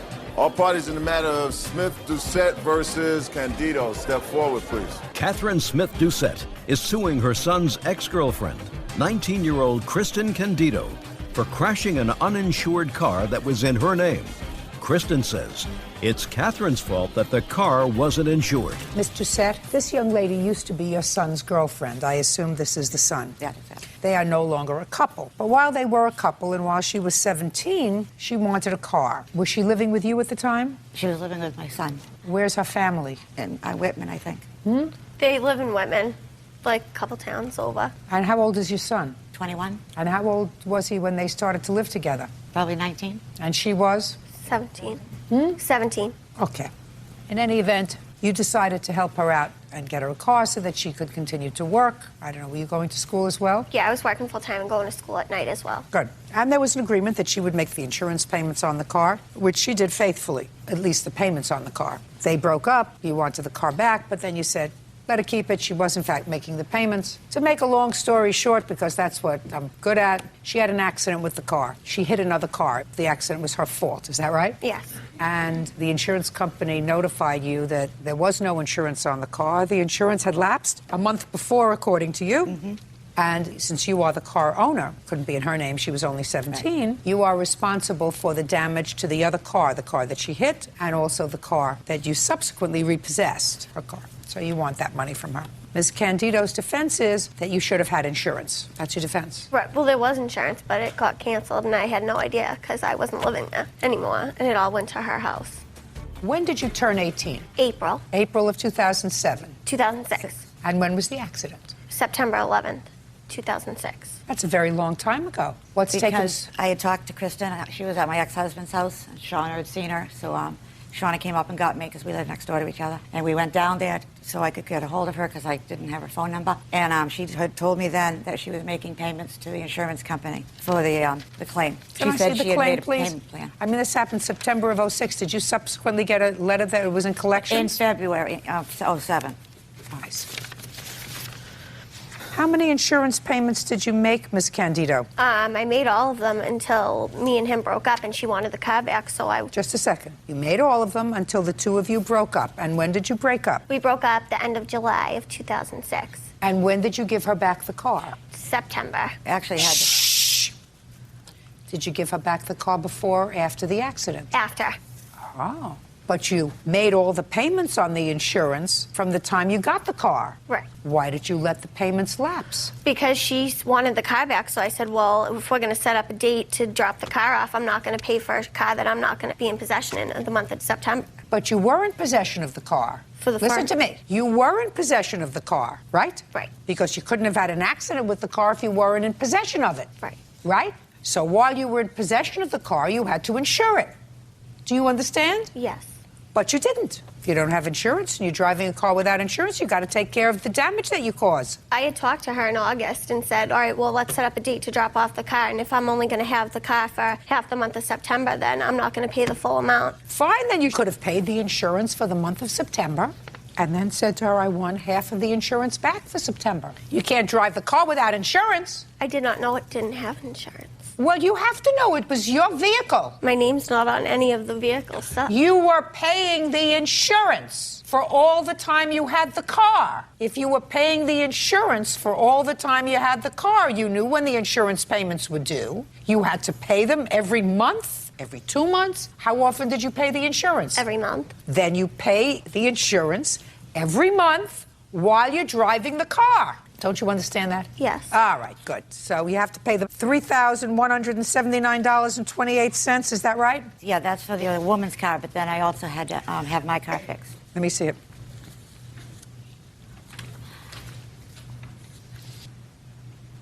Don't do anything so stupid again, will you, please? Oh, God, I know. You know, I mean... I know. I actually had to have the police get the car back from her. She didn't voluntarily give it to me.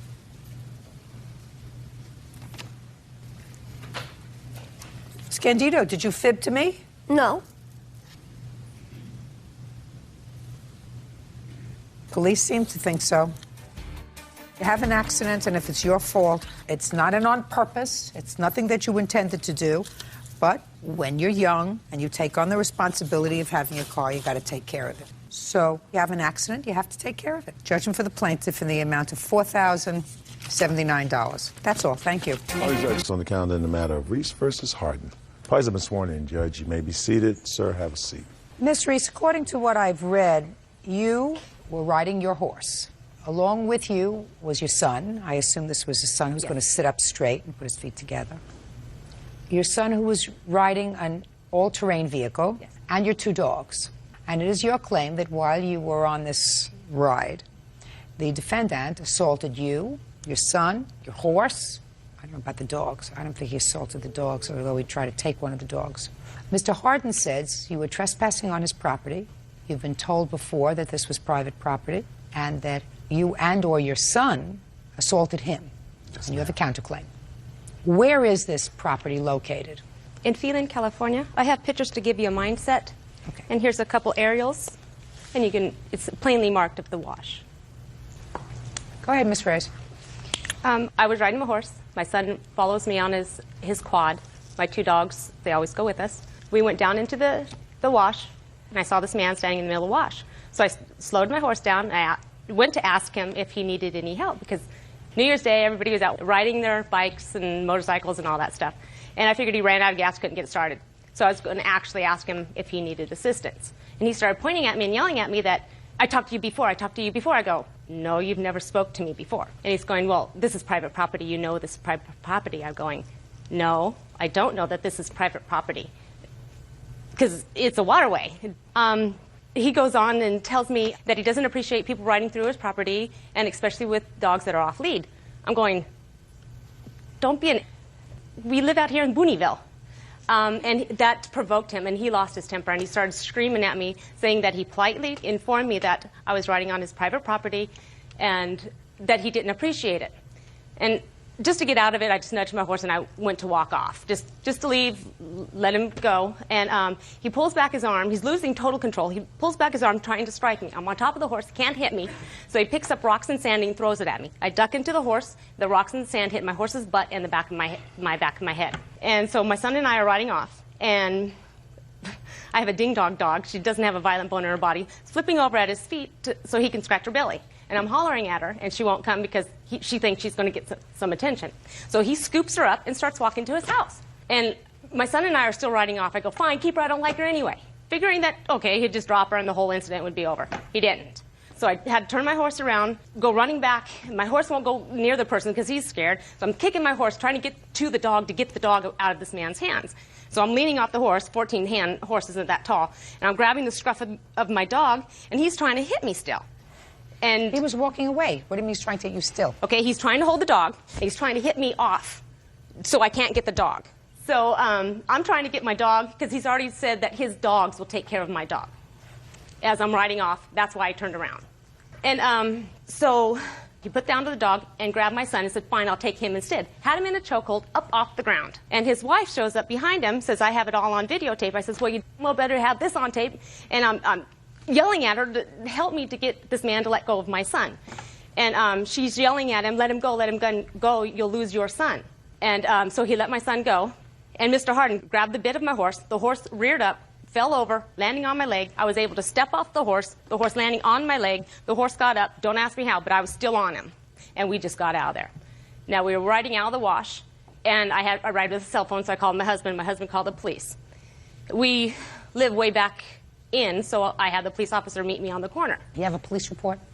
No, they would not release it to any of us. We all tried because of the minor in the police report. Okay, Mr. Harden, why don't you tell me your version of what happened? Well, ma'am, of January 1st of this year, my wife and I was working out in our front yard. I heard first a motorbike back in my property. I have 8 acres, and I looked up and I seen a helmeted rider going down through that wash. So I decided to go. I thought it was the boys down there riding, tearing up my land down there. So I walked down to the middle of the wash, and I stood waiting to see if there were going to be other riders coming through, or if that rider was going to come back through, so that I could tell him, you know, that this is private property. As I was waiting, I saw this horse rider galloping along that back end of that wash. I'm still in the middle of the field down there, so I continued to walk down to the end of that part of the field to my property line. I met Mrs. Reese there, right at my property line on that sandy area. When she first walked up, was actually galloping, I put my hand up like this. And she just kind of slowed down, and then she got right up with me. I could see her a little better, and I said, haven't we talked before? And she's like, no. And I'm like, well, did you know that this is private property? She's like, so? She's like, you don't have a sign up here. And I was like, well. You're yelling at me, and just don't interrupt him. So I says, well, I'm telling you, this is private property. You need to turn around and come back the way you came. She says, no, I don't have to. And she starts to ride on through me. Just ride on through me. So I'm just standing there. I step to the side. As she's walking by me, she says, you. And so I stood there and I says, well, why am I? And you're trespassing on my property. She takes about another 10 steps, a few more yards, turns the horse around, says, you, and charged me. First she kicked the horse, she yelled, yah, and charged me. I stood there. When the horse got within an arm's length of me, I jumped to the side and grabbed the horse's reins. When I grabbed the horse's reins, she kicked at me twice. The second time she kicked at me, I let go of the horse's reins. At this time, her son drives up on his ATV. When he drove up on the ATV, she yells at him, run his over, kick his. And so I looked at Trevor, because she's yelling his name, that's how I knew his name. I looked at Trevor, he looked at me, and he didn't make a move. That's when she decided to still continue through my property. When she did that, there was some dogs there. One of the dogs stood by me, didn't lay on his back or anything. He just stood there on all fours next to me as they're leaving. I picked the dog up, and I hear her yelling, you can have the dog. So I just continue to walk. I never turned around. All of a sudden, I hear the galloping, and I hear her galloping her horse. I still didn't turn around. She comes and she hits me on the side of my shoulder with her horse. Then she starts grabbing at the dog. At first, I didn't want to let the dog go, so I started turning around. Then she went down, she hit me again, she kicked me, and then she grabbed the horse or the dog by its ears and its head. When she did that, I released the dog because I thought that I feared for the dog, and I feared for my safety too, because, you know, that could really hurt a dog. Whatever. So I let the dog go. When I let the dog go, I told her right then, I said, you're trespassing, I want you to get off my property right now. She says, I don't have to, I have every right to be here. Then her son, Trevor, comes up again, gets off his motorbike, and starts walking over towards me. As he's walking towards me, she starts yelling, kick him in the Trevor, kick his. And when Trevor gets about this far from me, I says, Trevor, I'm a professional martial artist. She yells out, he's a martial artist too, kick his. Trevor, I want you to come up here, Trevor, right here, right near where Bird is. Judge Judy continues in a moment. I'm asking you a question, and I expect the truth. Do you understand? Yes, ma'am. You don't want me to embarrass you. No, ma'am. I have the ability to do that. Yes, ma'am. Real cases, real people. Judge Judy. Patricia Reese claims neighbors Freeman and Laura Harden assaulted her and her son. The Hardens claim Patricia and her son were trespassing. So I have a couple of questions for you, Trevor. I want you to think really hard. You remember that day? Yes, ma'am. How many times did your mother curse that day? I do not. Look at me and answer my question. How many times? And I want you to just remember, I'm asking you a question and I expect the truth. Do you understand? Yes, ma'am. You don't want me to embarrass you. No, ma'am. I have the ability to do that. Yes, ma'am. How many times did you hear your mother curse that day? About 4, 5. Okay. And what curse words did she use? How many times had you been on that particular property riding with your mother before? Several times. On your ATV? Yes, behind the horse. And it wasn't your intention to have a confrontation with anybody that day? No, ma'am. Okay. So you were out just for a pleasant ride? Yes, ma'am. When your mother started to curse at Mr. Harden, did you tell her not to do that? Yes, ma'am.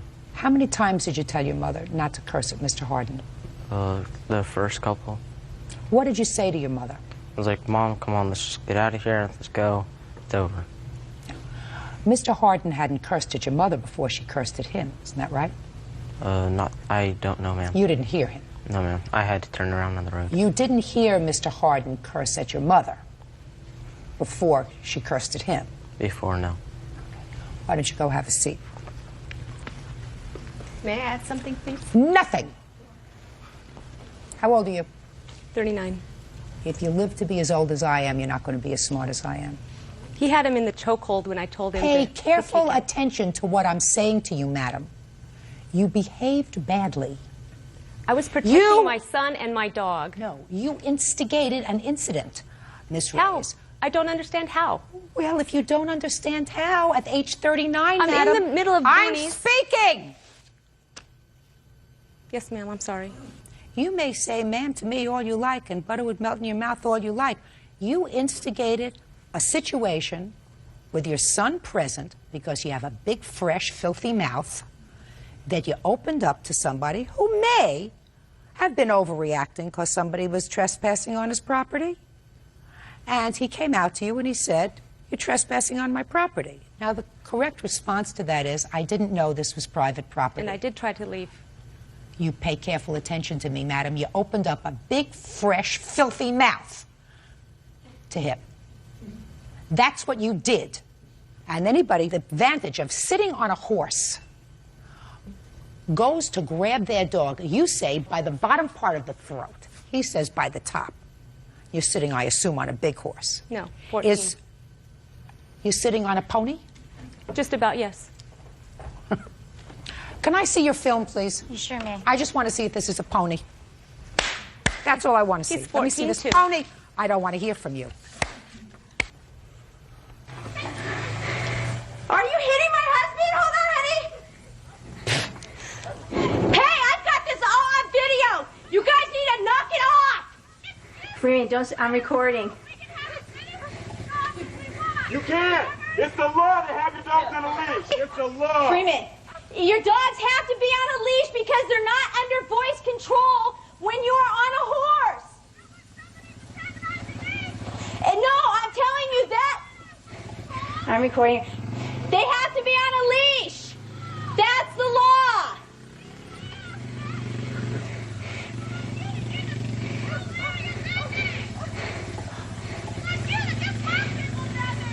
Freeman, I'm recording her. Good. You can sue her.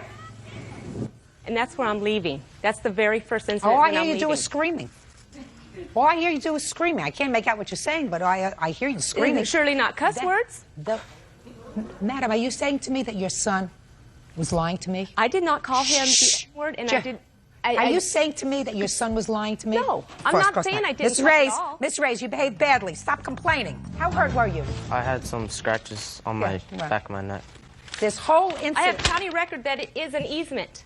Listen to me very on record. Listen to me very carefully, madam. You behaved I'm not saying badly. You behaved badly. You instigated an incident where none was necessary. Did you go to the doctor's office or did you go to the hospital? I belonged to Kaiser. I went to Kaiser. Did they keep you there? No. Did they keep your son there? No. Did you take your horse to a vet? Yes, I did. Did they keep your horse there? No, they did not. Good. Let me go back to you, Mr. Harden. Do you think that you behaved 100% appropriately that day? Well, ma'am, I had spoken with her before, and I do, as far as the... I believe that you probably did. Because according to her son, they've ridden on that property numerous times before. Okay? Unfortunately, the way I see your property line, you can start out going down a trail that has nothing to do with your property. Is that right? Was other people's property. Shh. Listen to me. I'm not talking about other people. You're not a monitor for everybody else. Right. You can start going along a trail that is not your property. In order to get to the other side, you have to pass through your property, and then it's either somebody else's property or county property. Is that right? Yes, ma'am. So what you did was this narrow strip was the strip she went on. Yes, All right? ma'am. Now, you could have handled that in a variety of ways. When she opened up her big, fresh mouth to you, what could you have done, Mr. Hart? You could have gone back into your house and called the police and made a complaint. Mm-hmm. Right? Yes. She would have been gone by then. Maybe. And I had spoken with her on 2 other occasions. So, Mr. Hart, was it worth it? No, because we have been very traumatized by this whole situation because she filed a false police report on me, said that I pulled her down off of that horse, and I never pulled that horse down. I don't think it's physically possible for me to pull a horse down to the ground, whether it's right or on it. Also, ma'am, Trevor, like I said, Trevor kicked me, and he punched me, and I grabbed him. No. And when I grabbed him, and I was holding him, I didn't choke him. I never took him off the ground and choked him. I held him because I am a professional martial artist, and I'm responsible. I can be in a lot of trouble. He was agitated, and his mother was hyping him up. Yes. Fortunately for Trevor, he at least and I didn't even want to get into the incident with him. It was bad enough that he had to tell me in front of his mother what he did. Tell me. Because that was, I assume, very unpleasant for him to have to tell me that. Isn't that right, Trevor? Yes, ma'am. Of course it was. So I'm not putting him in any further box because his mother acted badly.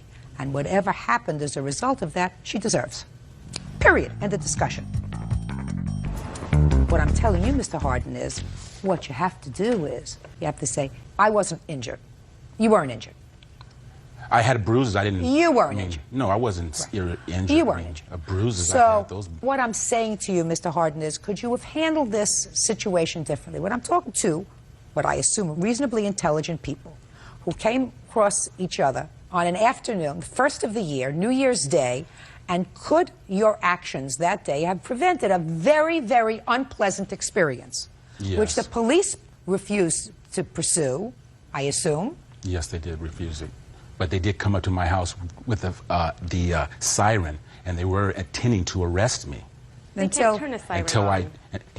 She drove them to my house. Mrs. Reyes. She drove them to my house, ma'am. You have a bad temper, madam. He's lying through his teeth. Mrs. Reyes, you have a bad temper. And I don't believe that you've been 100% honest with me.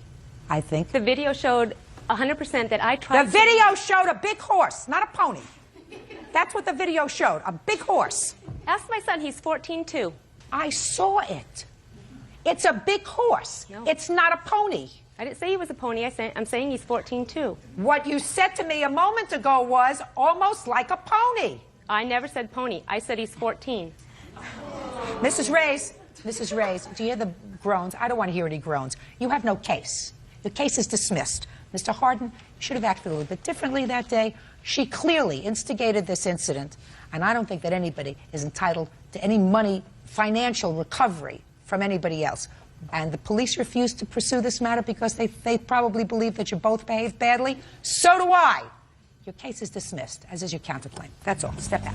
Versus Beard. Thank you. You're welcome, Judge. Parties have been sworn in. You may be seated. Folks, have a seat. Miss Gardner, it is my understanding, and this is some sort of convoluted arrangement for the purchase of a truck. You purchased a truck from Mr. Beard. You claim that he took the truck back. You want all the payments that you made to him on the truck returned to you. In addition, you say he took a dirt bike that belonged to, I think, your son. Correct. And he sold it. You want the money for the dirt bike. Mr. Beard has a whole different scenario about what happened with this truck and dirt bike. So let me make it simple for myself. You knew each other, you were friends? Yes. Okay, good. That's all I have to know. I don't need to go into the social history. I'm really not interested. You had a truck. Yes, ma'am. What was the year and make of the truck? It was a 1992 Ford F-150 stick shift single cab pickup truck. Okay. And you were in need of a vehicle. So you agreed to purchase the truck from Mr. Beard. When? We made an agreement, I think it was around September or August. What was the date? It was August 12th. It was the same day I bought my new green truck. Does that sound right? That's not correct. It was before he bought his truck. It was before you Yeah, bought we were his truck. actually at Just a a second. gathering. How much before he bought the truck? I think it's about a week or two. Fine. And you gave him how much down? It was $500. So far, we agree on that? No, ma'am. How much did she give She you? actually gave me nothing when I gave her the truck originally. No, I have a copy of it. I have two canceled But she checks did, here. in fact, give you money. She did, yes. How much did she give you at first? At first, $500 check. And when was that? I received both checks of $500 increments by November 16th. And did she have the truck prior to that? Yes, ma'am. When did she take possession of the truck? Actually, a couple days after my original date, August 12th, that I gave her the truck. So, according to her, it was the beginning of August. So you got possession. Listen to me, Miss Gardner.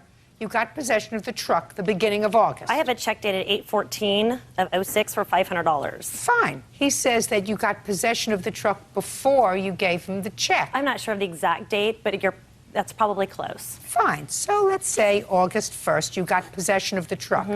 August 14th, you gave him $1,000. I gave him $500 on 8/14 of 06 and another $500 on 10/13/06. When were you supposed to give him the money? We did not have a specific agreement. He said that I could pay him on it as I was able to. Is that right? Yes, ma'am, that is. Okay, so he was a nice guy. August, you gave him a check for $500. October, you gave him another check for $500, leaving a balance of? It was about $1,100. I'd also given him $100 cash, $100 cash. Forget about the cash. Yeah. So you it'd gave been him $1,000, leaving a balance of? It'd be $1,400. $1,500. Don't play with Not me. including the $100 that I gave him. Not including the $100. Right. Correct. In cash. You give him checks and then you give him cash? Yep. So you owed him $1,500. And you've already had the truck 4 months. Yep. Well, when were you supposed to complete the payments on this truck? We had actually come up with the money, and we called him. My fiance Robin called him and said, "We have the rest of the money for the truck. Would you like us to go ahead and bring it to you?" When was this? This was later, after we found out that I'd asked him. I said, "Can I sell the truck to someone else? It's not working out for me." And he said, "Fine, no problem." Just a second. Starting November, you've made no further payments. When did you call him and tell him you wanted to sell the truck? It was approximately February 15th is when we called to offer him the rest of the money, so it would have been about 2 weeks before that, so about February 1st. So if you had the truck August, September, October, November, December, and January, 6 months. Correct. I was also Just a second. making repairs on it. I don't care whether you make it. You were using it. Who was supposed to make repairs on it? Bird? You bought a truck that's 15 years old. 15 years old. Yeah. And you bought it for $2,500. You've had the truck now 6 months. You've paid less than half on it. And now, according to you, you call him up sometime in February. Yeah. And say to him, truck's not working out for me. Is that what you just said? I want to sell it. So, before you can sell something, you have to pay for it. Well, I asked him, I said, I need to sell the truck. Is it okay if I go ahead and sell it to someone else and I'll give you the money that I owe you? He said, no problem, that's absolutely fine. Let me know when you have a buyer. And he had a friend of his that was also interested in the truck. So he came to my home and picked up the truck to show his friend. When did he come to your home to... Shh, just a second. Yeah. When did he come to your home to pick up the truck? It would have been sometime around between February 1st and February 15th, that 2-week period. Okay, go ahead. Keep going. So after that, he picked up the truck, took it to his home, and he said that he had a buyer for it, and no problem, I'll give you the $1,100 that you paid me on it, and no big deal. During that time, he had offered to pick up my son Zachary's dirt bike from the shop that I had taken it to. It was probably going to run me about $600 or $700 to get it fixed, and Andrew is very mechanically inclined and said, hey, let me pick it up, I'll take it to the house, fix it for Zachy, no problem. So that's what happened with the truck. So he fixed it, and I was calling him saying, hey, I need to get the bike back for Zach, and this and that. No return phone calls, text messaging, no return text messages, nothing. So on February 15th, he had possession of the truck. We called him and said, we have the rest of the money. Let's go ahead and we'll give you the money for the truck and just be done with it. It's... You'll have a chance in a minute. Stop raising your hand. It's annoying and it's distracting. Go ahead. I said, we'll just give you the rest of the money for the truck. Let's just get it done, And then after that, it was February 25th, I called and I talked to him about, or I sent him a text message and phoned him saying, I'm coming by to get Zachary's dirt bike. And at that time, he sent me a text message saying that he sold it, which I don't know how he could sell a dirt bike that he didn't have the title to without it being a legal transaction. So the bike at no point in time was ever collateral for that truck. He was doing me a favor. Actually, he's doing Zachary a favor in fixing the dirt bike. We never had an agreement that it was collateral. So what do you want? I want the money that I gave him for the $1,100 for the truck, and I want the money for the dirt bike to replace the dirt bike for my kid. Well, so that means that you used his truck for 7 months. You used it, you put mileage on it, you did whatever you had to do. You used his truck for nothing? Well, yeah. I mean, I honestly, I don't, the truck is, it would be nice to get that money back. I want to replace my son's dirt bike. Just a second. Well, I'm trying to understand, madam. You purchased something, you didn't finish paying for it, you used it for 7, 8 months, and now you want the money back that you gave him, which was less than half of the amount of the truck. I mean, let's break it down. The reason I'm asking for that is because he said, hey, no problem, when I sell the truck or you sell the truck, when you find a buyer for it, I'll give you the money back. No big deal. You know, I'm going to listen to him, but you know why I question what you say to me? Why? Because you told me that on February 1st, you called him and you said, truck's not working out, right?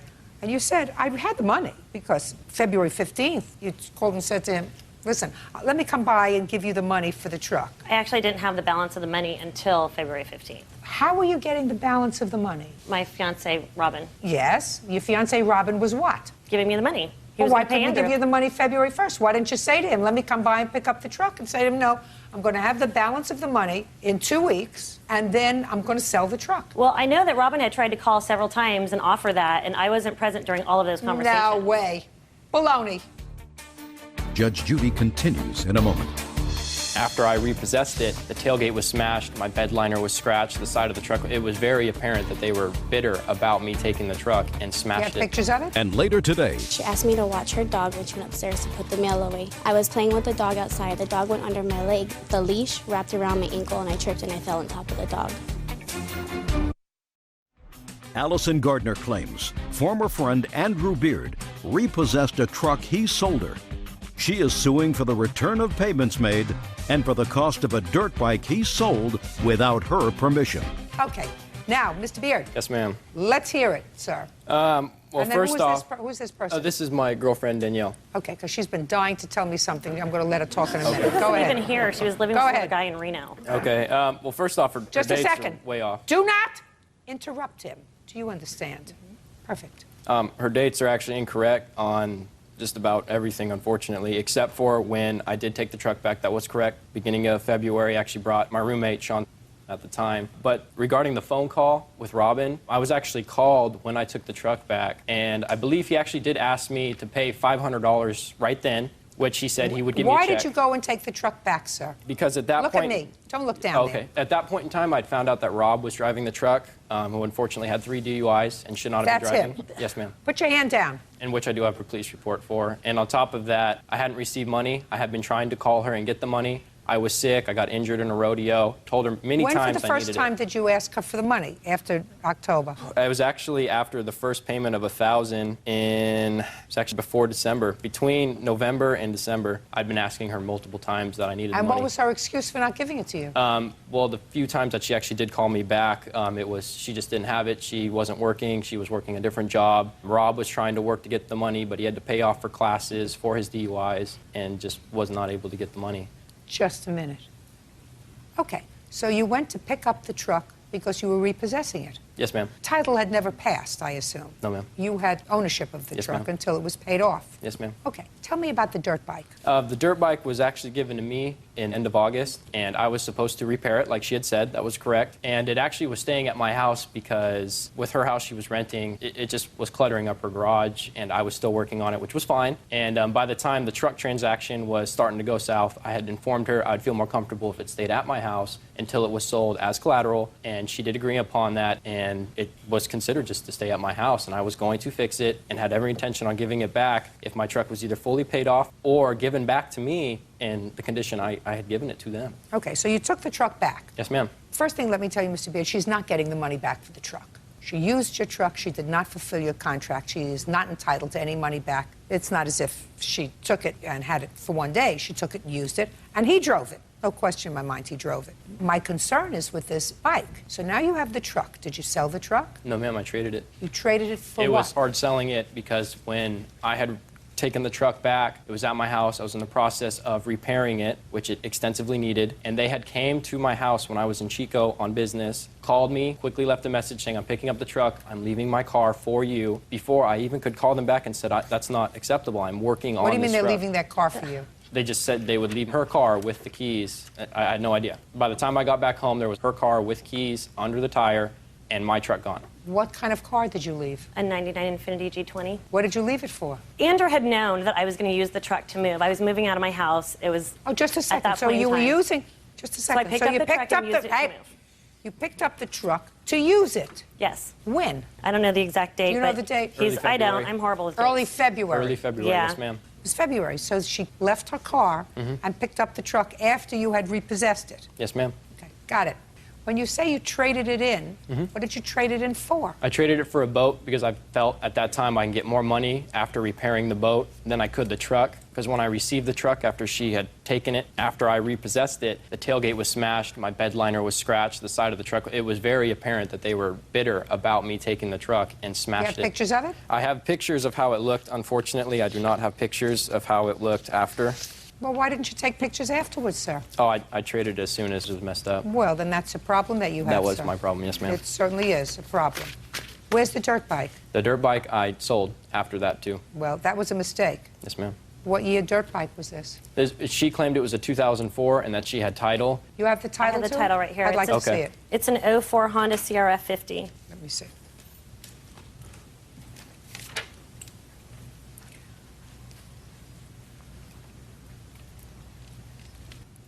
Okay. How much did you sell it for? $550, which was totally going to cover the mud in my radiator, the damage to my tailgate, the smashed spark plugs, and the condition overall the truck was running. I don't know what these things cost. I have no idea. I actually have a Blue Book statement. I'd like to see it. Yes, ma'am. I also have an estimate from Roseville Cycle Center that would be the I'd replacement value as well I'll as... use Blue Book. It shows the retail and MSRP in 2004 of what that bike went for. Okay. SRP in 2004 was $1,100. Retail now is $749, and the average trade-in was $562. But if she went to purchase it, at this point, she'd have to pay $750. Is that what I'm understanding from this? Yes, in an excellent condition. Yes, ma'am. Okay. What was wrong with it when you gave it to him to fix? My son had got water in the tailpipe when he was washing it, so it just needed to be cleaned out. Is that right? No, ma'am. I didn't think so. Otherwise, why would he have? I'm not very good with Otherwise, dirt why bikes, would he so have I it? don't know. Otherwise, why would he have it since August? If all you had to do was just clean out the tailpipe. It was running before that. What had to be done with the bike? The tailpipe did have to be cleaned out, the inside of the motor as well, because unfortunately it had smoke and oil burnout in it and mud, again, in the engine. Right. Fine. You shouldn't have sold her bike. Shouldn't have sold her bike. I understand your frustration, but you shouldn't have sold her bike. She doesn't get her $1,100 back, and she doesn't get what she's looking for, which was $2,700, because that's ludicrous. She gets $550, which is the trade-in value of the bike, and that's what you got for it. Okay. Right? Yes, Good. Judgment for the plaintiff in the amount of $550. Thank you. Parties are excused. You may step out. Excuse me. You were dying to say something. Is there anything that you were dying to say? No, he covered it. Perfect. Thank you. When I got sick, I told them I needed the money, We just had a different agreement than what's in his brain. and they just had no feelings and no need to help me like I did them. You know, it just was a he said, she said thing, and it got a little out of hand. And now the next case. All parties in the matter of Munoz versus Milosevich.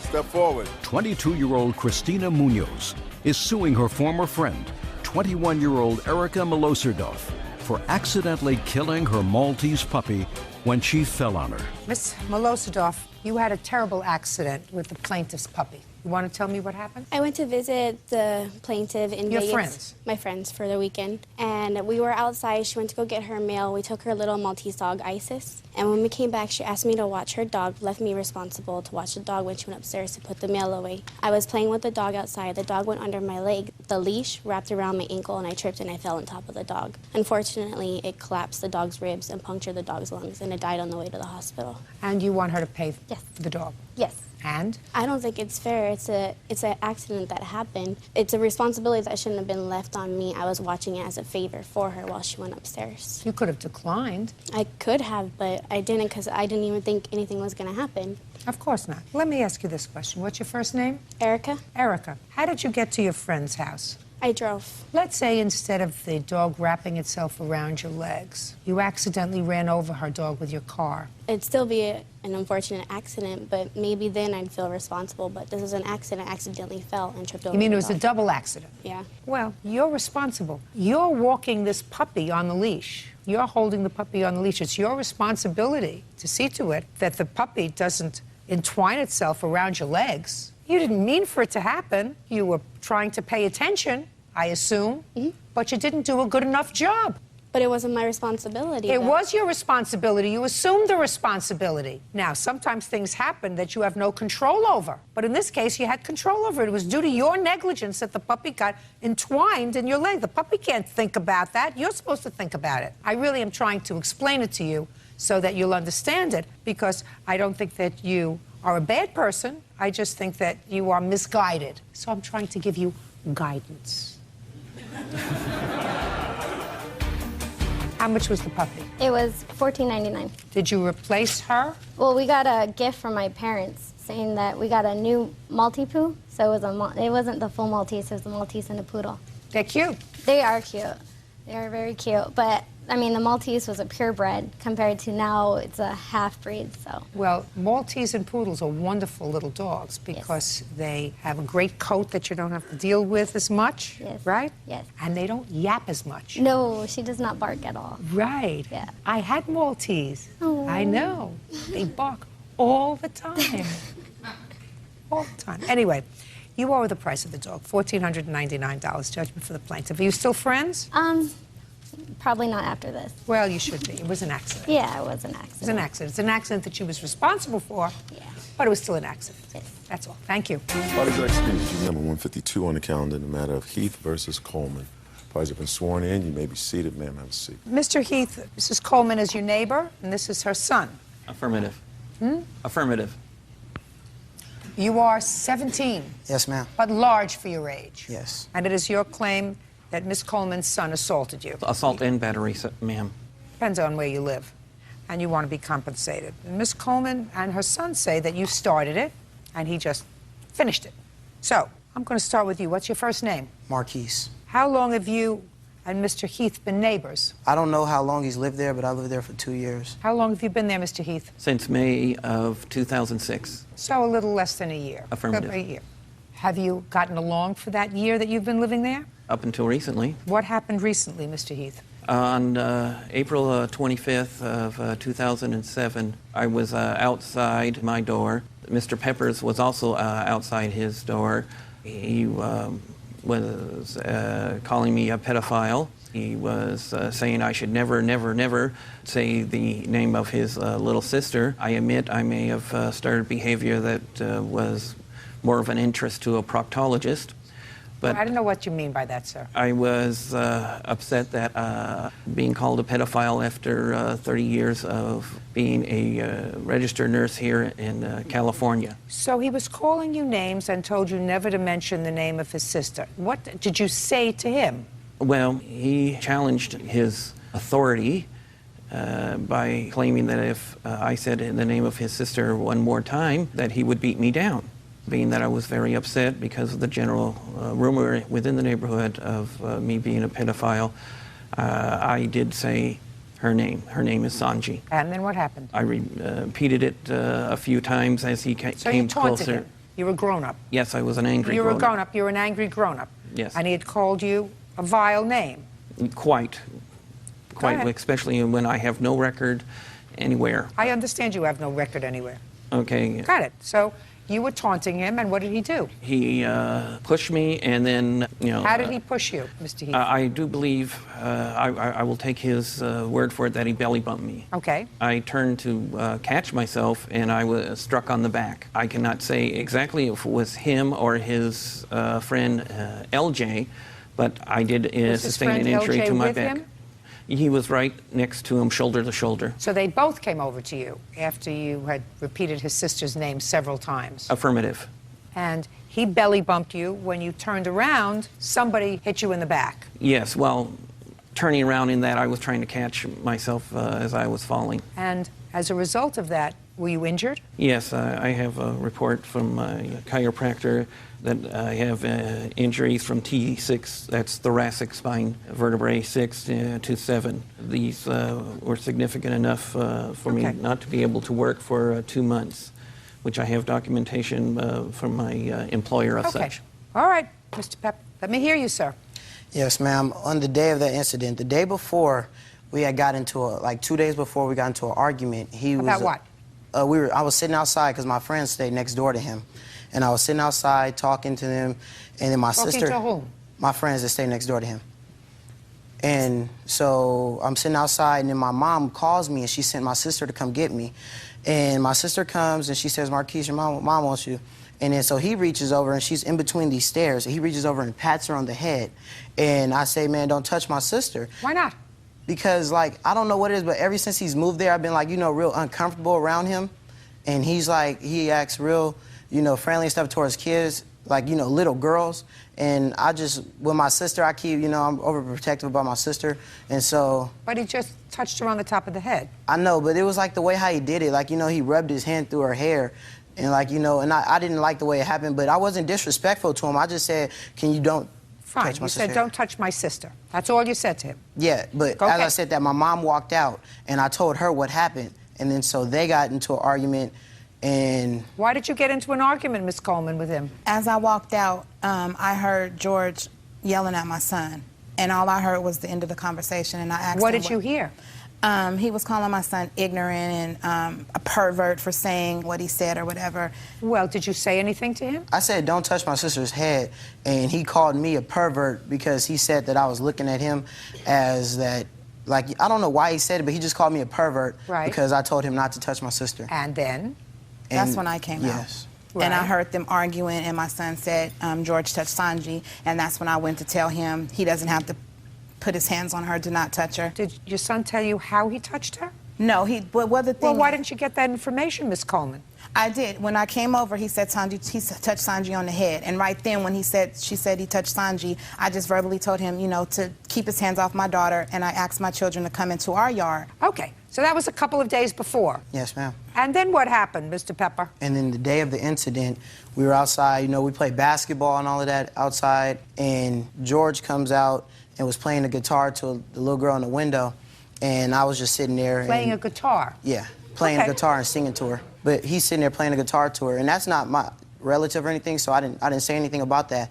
And somehow he got into an argument with other kids that was on the block, and so they were arguing, and somehow they said to him something about, oh, you touch kids and stuff. And he was like, yeah, I touch a lot of kids. And he started naming off kids on the street, like girls and stuff that he's touched. And then he somehow said Sanji's name, my sister. And then so that was when I got into the conversation. I asked him, I said, man, don't talk about my sister. Did you call him a pedophile? No, I've never called him a pedophile. Did you call him a pervert? No, I've never called him a pervert. What did you call him? I didn't call him anything. I just said, do not touch my sister. Judge Judy continues in a moment. So I had chest bumped him, and he just stumbled back and hit the wall and purposely fell to the ground. And he made a lot of like weird noise and stuff that, you know, it could tell that it was being acted. Real cases, real people. Judge Judy. George Heath claims neighbor 17-year-old Marquise Peppers falsely accused him of being a pedophile and then assaulted him. Okay, and what did he say to you? And he got into an argument with me, calling me a pervert and that I'm immature and stuff because I'm calling him out on stuff. And I'm like, you know, I didn't say anything. All I said was, don't touch my sister. And then so we're sitting here, we're arguing. And I stepped back, and my friend was with me also, and he was talking to him. He was like, there's no need for you to say her name. And I pulled him back, and we're about to walk away. And George says it again. He was like, oh, what do you mean, Sanji? And I was like, don't say her name. And then so he takes off his glasses, and he untucks his shirt, and he steps up to me, and he says, what do you mean, Sanji? Sanji, Sanji? And so I had chest bumped him, and he, you know, it was like a fake stumble type, and he just stumbled back and hit the wall and purposely fell to the ground. and he made a lot of like weird noise and stuff that, you know, you could tell that it was being and like some kids was laughing at him and stuff because he was acting it out. And his wife said, "I'm calling the police." And then so I looked at him, and then I turned around and my sister was calling me. So I turned around, picked up my sister, and then I told my friend, I was like, "Let's go." And then we walked to his house. Mr. Pepper. Yes, ma'am. What facts do you have that suggest to you that Mr. Heath's intentions with regard to the kids who play in the neighborhood, either singing to them or patting your sister on the head, is anything other than just genuine caring for children? It's because of the way that he does it. It's like it's real weird. You know, I don't feel comfortable around him. And for that, I don't feel that my sister should be around him. I've never been disrespectful to him or anything. You assaulted him, sir. No, ma'am, but yes, you prior to the did. incident, You assaulted him, sir. He was taunting you, which is not very smart of a grown-up man to do. Yes, ma'am. Not very smart to a big 17-year-old, you know, who certainly outweighs him and certainly outmuscles him. But you have no right to put your body on him in any way. You should have been smarter, sir. Yes, ma'am. Now, but I had to confront the lie. Mr. Heath, have you ever been arrested for a sexual offense on a child? No, ma'am. The next question is irrelevant, therefore, and you've never been convicted. Is that correct? No, ma'am. You have any children of your own? Yes, ma'am. We have 4 biological children and 1 foster child. How old is the foster child? She is 32. So you raised her? Affirmative. And your 4 children, how old are they? We have a boy who's now Sergeant George Heath of the 3rd Armored Cavalry Regiment. We have twin boys, Pete and Repeat. One is Staff Sergeant Joseph Heath of the 11th Armored Cavalry Regiment. Our other son is Specialist David Heath, who recently was, last week, was taken out by shrapnel in Baghdad, but he's doing just fine. He'll be in the United States today. And then my daughter, Rebecca Heath, she's 23. She's a certified nurse's aide and a senior in health administration. Have any of these children visited your home? Yes. You live in your home with your wife? Yes. How long have you been married? 31 years, ma'am. Mr. Pepper. Yes, ma'am. We are supposed to rejoice in the differences among people in this country. That means that not everybody is made the same. I know that. Some people say affirmative rather than yes. Some people may appear to be, to you, a little peculiar, but that doesn't make them a pervert. No, ma'am, That doesn't make them strange. That wouldn't inspire me to say to somebody who's the father of 4 children, "Don't put your hands on my sister." Now, if you said to me that he hit her in the behind or tapped her in the butt, I would say, "Go over there and you can knock his lights out." But what you told me was he patted her on the head, and you just didn't like the way that looked. And you went outside, and all you heard was your son saying to you, he touched your daughter, and you blew. You didn't listen. I think that what you have to do is celebrate the differences amongst people, Mr. Pepper. You have perfect right to say to your daughter, "Listen, I don't want you to go over to neighbors, strangers, or whatever." But your son has absolutely no business, despite the fact that Mr. Keith was not smart. Yes, ma'am. Has no right to go over there and chest bump him, belly bump him, or whatever other kind of bump him he did. His lawsuit asks for $1,700. He's going to get that. You have a counterclaim. Counterclaim is that he filed false charges against you with Child Protective Services. When did he file charges against you with Child Protective Services? Per the letter, it says on 5/2 that there was an investigation. And what makes you think that it was Mr. Heath who filed those charges? Okay, when we went to court for a restraining order, that was denied. Mr. Heath subpoenaed the CP. Who went to court for a restraining order? George filed a restraining order on me and my son. Well, he should have. Right. Your son used force against him. Right. Was it granted? No, they were both denied. Oh, that's ridiculous. In my judgment, it's ridiculous. What grounds do you have to file for an application for a protective order against Mr. Heath? Because when the incident happened, my daughter constantly goes over there, and it's like everywhere my daughter is, he's behind her. Like it's in a place that he goes across the street that my daughter plays at. He's never over there, never over there. But every time my daughter is over there, George is over there. You know what I'm saying? It's like it seems like everywhere my daughter is, I see George, normal places where he doesn't go. He's normally in his yard. Like he comes in my yard and uses the water hose. He was told by the judge, he was told by the police officers that he keeps calling on me to stay away from us. We were told to stay away from each other. I agreed. But he constantly, like if my daughter's in the yard, I don't let her out the yard because of the situation. I'll make her stay in the yard and ride the bike. George will come over, open the gate and use the water hose, or, you know, just do stuff to, you know, to have me try to have confrontation towards us. What proof do you have that Mr. Heath called I don't have proof that he called, but for our restraining order, he had all the information. How does he know that CPS came to my house? When we went to court, he filed a subpoena for the CPS worker to come to our restraining order. That's how I assumed that he called, because... Did you have that information, Mr. Heath? The reason I know that Ms. Johnson is a child protective worker is that she was at Ms. Coleman's door, and when I saw her, and I said, I don't think Ms. Coleman's there. She asked, you know, who are you? I identified myself and where I live, and then she identified herself, and we went into my apartment, and we had a discussion concerning, well, actually, one of the things we discussed is whether or not I am a pedophile. Obviously, I'm here, not arrested, so she felt there was no basis for the allegation that I'm a pedophile. Did you make a call to Child Protective Services, sir? Can I leave that under confidentiality? See what I'm saying? Well, yes or no? I'll answer if you want me to. The point is, Mr. Heath, if you had grounds in your judgment to place a call to Child Protective Services, because that's her counterclaim, she says that you had no basis. She believes that you did call. Okay, that would be a different question. Would I have, if I called, would I have a basis? The answer is yes, I would. Well, tell me what basis you had if you had called. Okay. Got it. I'm sorry, I don't consider that very funny. The basis I have is that I have seen her use the most unusual type of child rearing, curse words at her daughter. I've seen her with an open hand strike her daughter in the head. Also, I am quite suspicious that her daughter has some type of minimal brain damage. I'm not sure if it's cerebral palsy like my wife. Shh, quiet.